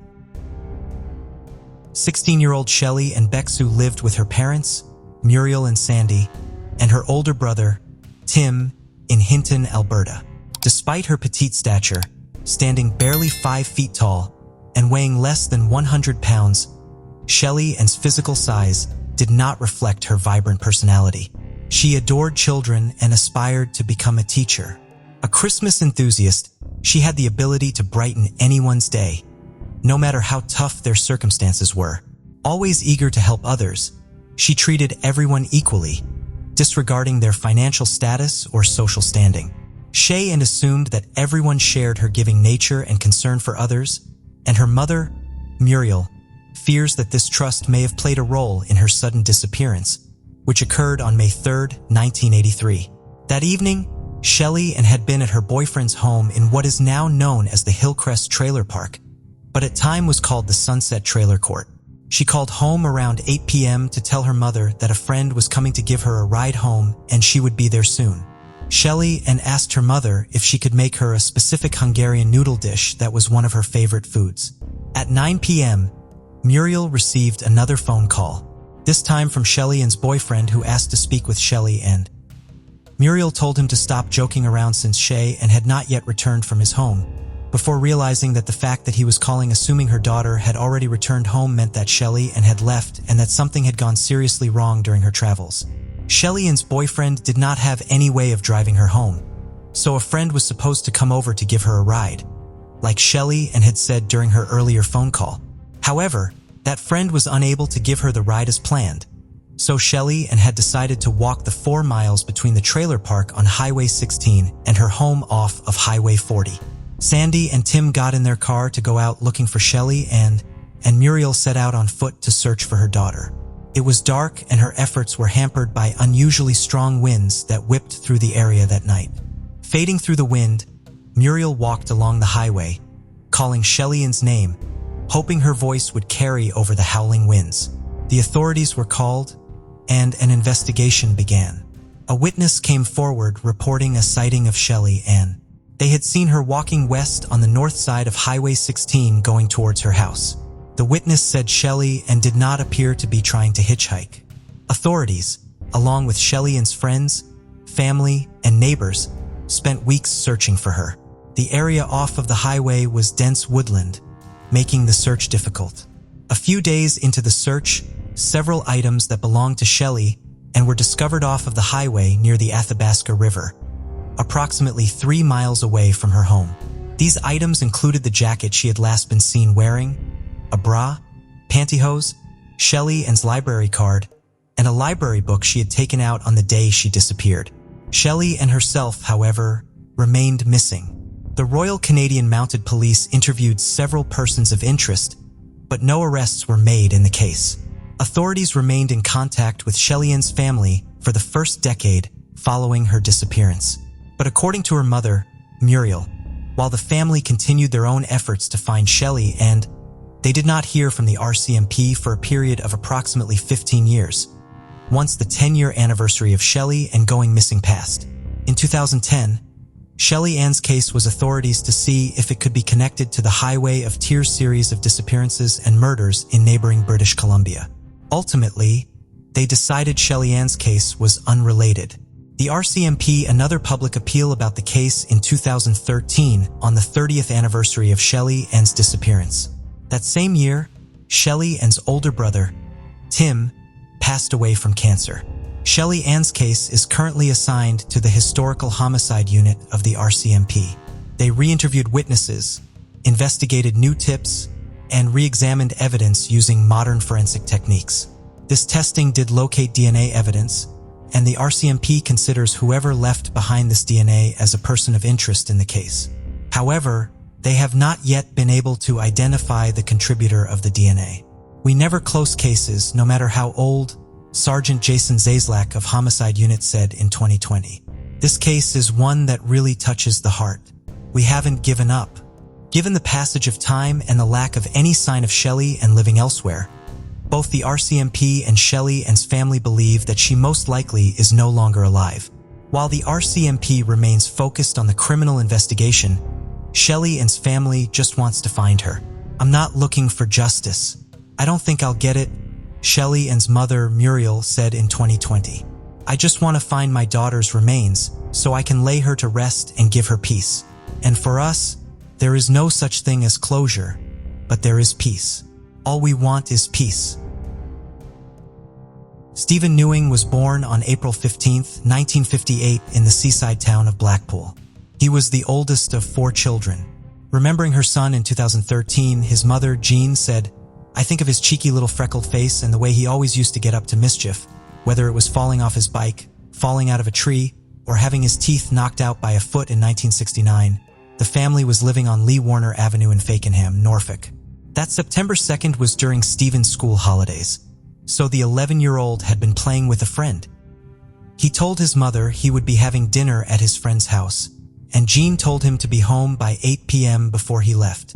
When 9 p.m. came that evening and Stephen had not yet returned home, Jean called the police. Stephen was seen by his brother and a friend as he left home around 3 p.m., and another friend believed they saw him walking alone along a road later that evening. He had left his bicycle at home that day and had no money with him. Police conducted door-to-door searches and numerous interviews. Stephen's satchel was found near a water tower not far from his home. Reports of sightings of Stephen came in from Norfolk and Suffolk, and a potential sighting of him, police described as significant, came in from Sutton Bridge in Lincolnshire. There were fears that Stephen may have fallen down a well, but authorities say that possibility has been thoroughly investigated. The Newing family home was searched twice, and authorities are confident that Stephen's family did not play a role in his disappearance. Investigators have considered the possibility that Stephen was abducted, even interviewing a man working at a circus that was in the area at the time of Stephen's appearance. They were concerned may have been involved, but so far they do not have any evidence supporting this or any theory. Stephen's devastated family found various ways to both live with Stephen's loss and honor his life in the years following his disappearance. While they could not have a funeral in the traditional sense as they did not have Stephen's body, they held a memorial service for Stephen at Fakenham Parish Church in 2002, during which a memorial was dedicated to Stephen in hopes that coming together to honor Stephen's life would assist them in their ongoing attempts to cope with his disappearance. Stephen's mother, Jean, worked with the Benjamin Foundation to open the Stephen Newing House in partnership with Flagship Housing and the North Norfolk District Council. The house provides housing and support to vulnerable 16 to 25-year-olds in order to combat youth homelessness. According to staff, Mrs. Newing seemed to take comfort in visiting the residents of the house, and she bought them Christmas presents every year. While Mrs. Newing found ways to honor Stephen's life, she never gave up on her goal of finding her son. "I still very much want to know what happened to him. At my age, I don't know that I'll ever know the truth, but I feel it's important for me to find out," Mrs. Newing said in 2013.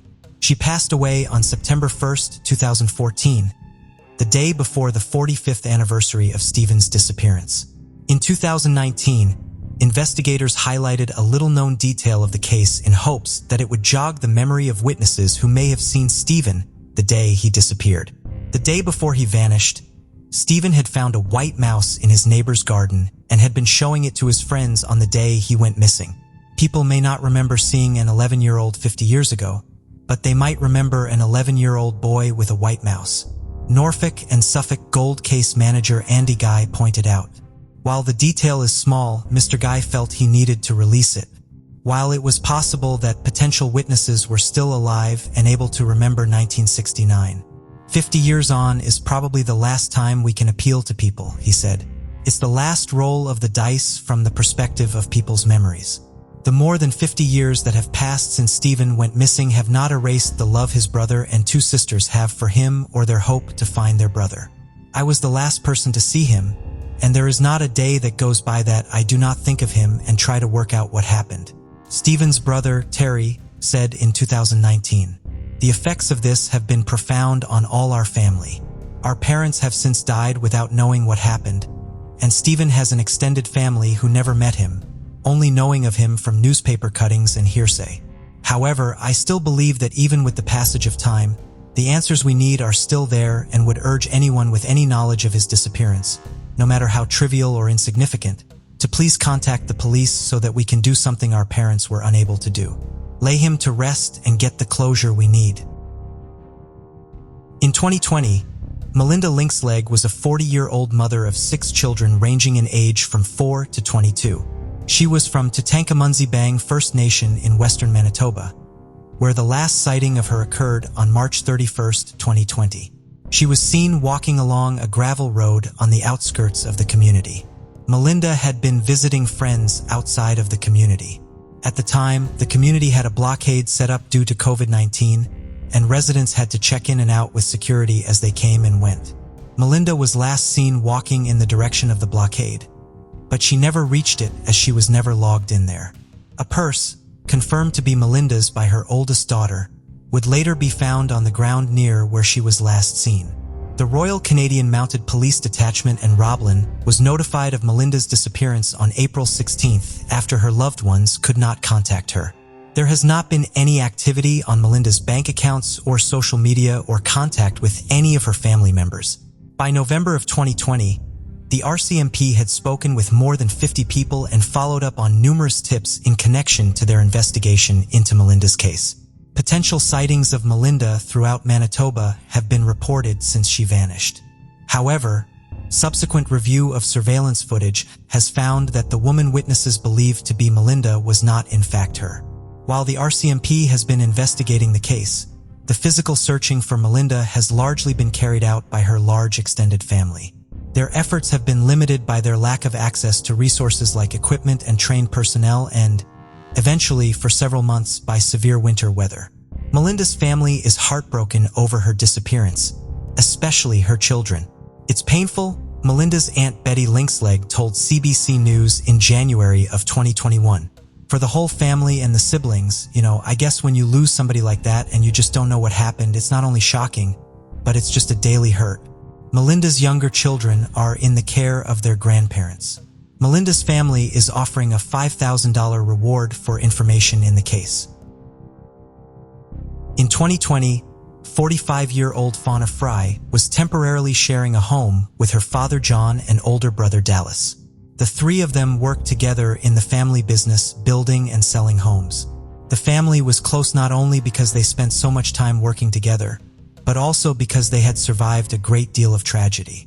Fanta's mother and sister had died within 2 years of each other, with her sister passing away in 2006.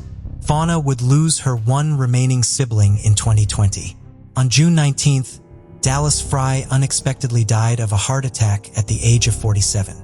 It was Fauna who found his body after he failed to show up to a home where the family had been working, refinishing its hardwood floors.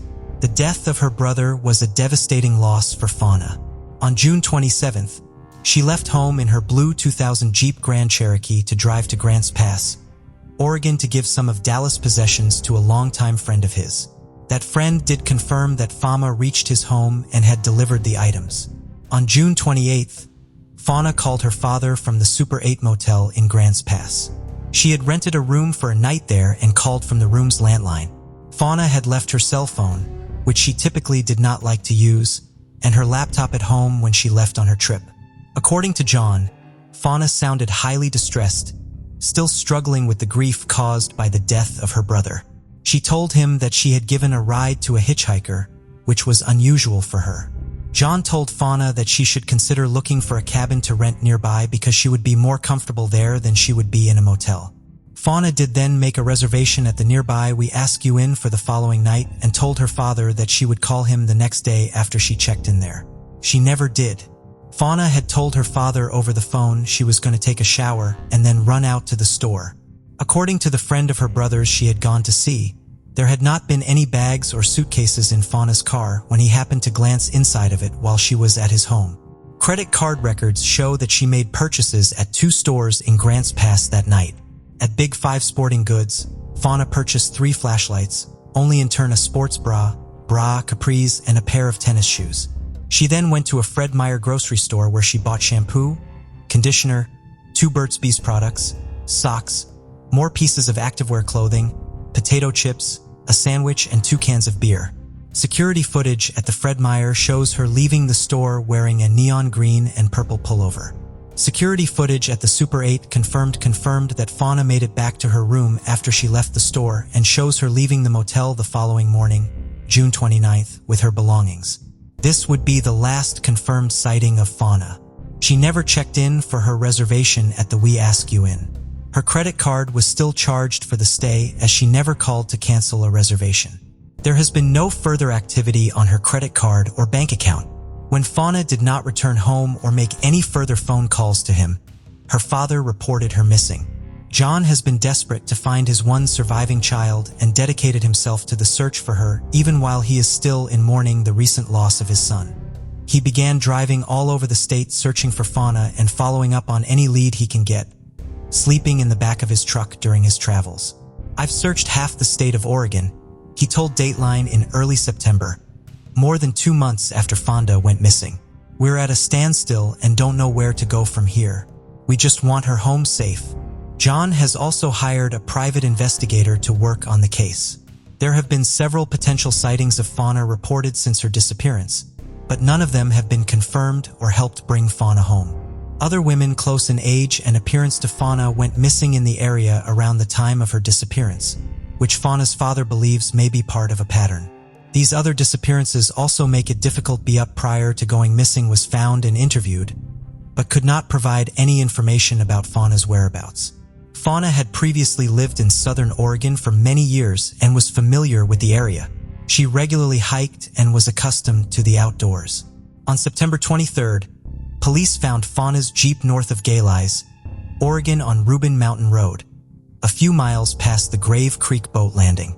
The vehicle was locked and authorities believe it had been left where it was found for at least a month. Cadaver dogs were brought in to search the area but did not find anything. The Oregon State Police processed the vehicle for evidence and found some of Fauna's belongings. They found fingerprints which were not yet processed as of February of 2021. As there is not yet definitive evidence of a crime being committed, the fingerprints have not been prioritized over other evidence needing to be processed at the lab. On the first anniversary of Fauna's disappearance, a rally was held outside of the Josephine County Courthouse to bring attention both to Fauna's case and to other similar cases in the area. Fauna's family was supported at the rally by others concerned by the large number of women who have gone missing in southern Oregon in recent years, including activists from the Missing and Murdered Indigenous Women movement and the families of other missing women, including relatives of 43-year-old Lisa Cronin, who disappeared from Sunny Valley, Oregon in December of 2019. There is currently a $100,000 reward being offered in Fauna's case. Fauna remains missing, and her father remains committed to finding her. 6-year-old Aji Dacer lived in Immokalee, Florida, and was a student at Village Oaks Elementary School. He lived with his mother, Marie Nieta, and his stepfather, Antal Allant. Marie came to the United States from Haiti in 2001. She returned to Haiti for a 3-month visit, during which time she conceived Aji, who was born after she came back to Florida. Aji's biological father, Yves Dacer, remained in Haiti, and Antal considered Aji to be like his own son. Aji loved spending time at his grandmother's house in the Immokalee Farm Workers Village and playing with children from the neighborhood. He spent a lot of time there, especially when his parents were at work. His mother worked in nursing at an assisted living facility in North Naples, and his stepfather worked at a local pizza parlor. Aji was at his grandmother's house on Saturday, January 10, 2009. He spent most of the day coming in and out of the house, and ate lunch with his grandmother. When he was outside, his grandmother kept an eye on him through the window as he played. Aji's stepfather came to pick him up around 5 p.m., but could not find Aji amongst the group of neighborhood children playing outside. He asked the other children where Aji was, but none of them knew where he had gone. Aji's grandmother had last seen him from inside the house approximately 15 minutes earlier. Neighbors helped look for Aji in the neighborhood and in nearby woods, but could not find him, so the authorities were called. The search effort for Aji and the investigation into his disappearance was headed by the Collier County Sheriff's Office. Canine units were brought in and searchers combed the area on foot, on horseback, and on altering vehicles. In addition to the Collier County Sheriff's Office, law enforcement agencies from neighboring and the federal government also joined in the search for Aji. These agencies included the Lee County Sheriff's Office, the Henry County Sheriff's Office, the Charlotte County Sheriff's Office, the Fish and Wildlife Conservation Commission, the Florida Department of Law Enforcement, the Federal Bureau of Investigation, and the Henry Correctional Institution, which provided bloodhounds to the search effort. Aji's neighbors helped look for him as soon as his disappearance was noticed, and volunteers from the larger community quickly volunteered to join in the effort. Within just the first 6 days of the search for Aji, authorities estimated that between law enforcement professionals and volunteers, nearly 1,000 people helped look for him. Despite this massive effort, no sign of Aji was found. Aji's parents described him as a good boy who knew to stay close to his grandmother's house when he was outside. He had never run away or wandered off in the past. Aji was developmentally delayed, and while he was 6 years old, he was estimated to have the mental capacity of a 2-year-old. Aji was largely nonverbal, mainly communicating by shaking his head or nodding. While he would not verbally respond to people who talked to him, he did understand very well when he was spoken to. However, he mainly understood Haitian Creole, and his English vocabulary was more limited. Because of his special needs, there were also concerns that Aji may be alarmed by the noise created by the search parties and hide from them out of fear. His parents believed that he would be able to comprehend that he was lost and needed help, but would most likely be too afraid to approach a stranger to try to get assistance. Over 100 tips were called in within the first week following Aji's disappearance, and authorities cleared more than 80 of them within that same time period. They believed Aji most likely either wandered off or was abducted, but they have no strong evidence supporting either scenario. According to the other children who had been outside at the time, they did not see any suspicious vehicles or individuals. Aji's case received national attention and was featured on America's Most Wanted 3 times in 2009, and he was one of 6 missing children featured on the cover of People magazine that November. Thanks to a partnership between the National Center for Missing and Exploited Children, the United States Postal Service, and Valaces, one of the nation's largest marketing companies. AJ's picture and information were included with National Direct mailing advertising flyers distributed in November and December of 2009. The flyers reached 75 million homes across the United States. For months after AJ's disappearance, his mother gave birth to a daughter, named Ajiani in honor of her missing brother. Aju's family has said they will never give up on finding him. "We still have never forgotten, never in my life," his mother said in 2019. Even a decade after he went missing, they still had not been able to give up hope on the possibility of finding him alive, and their hopes were raised when another missing child, Jamie Kloss, was found alive in Wisconsin. "I think he's still alive because I don't want to think something can happen." Antoine Lallant said in 2019, "I want to think he's still there." Thank you for joining us on this journey into the depths of unsolved mysteries. Cold cases not only challenge our understanding of the past, but also ignite our curiosity and determination for answers. Remember to subscribe to stay updated on our latest investigations. And if you have any information regarding the cases we've covered, don't hesitate to reach out. Together, we can shed light on the shadows of the past and bring closure to those who seek it. Until next time, stay vigilant, stay curious, and never stop seeking the truth.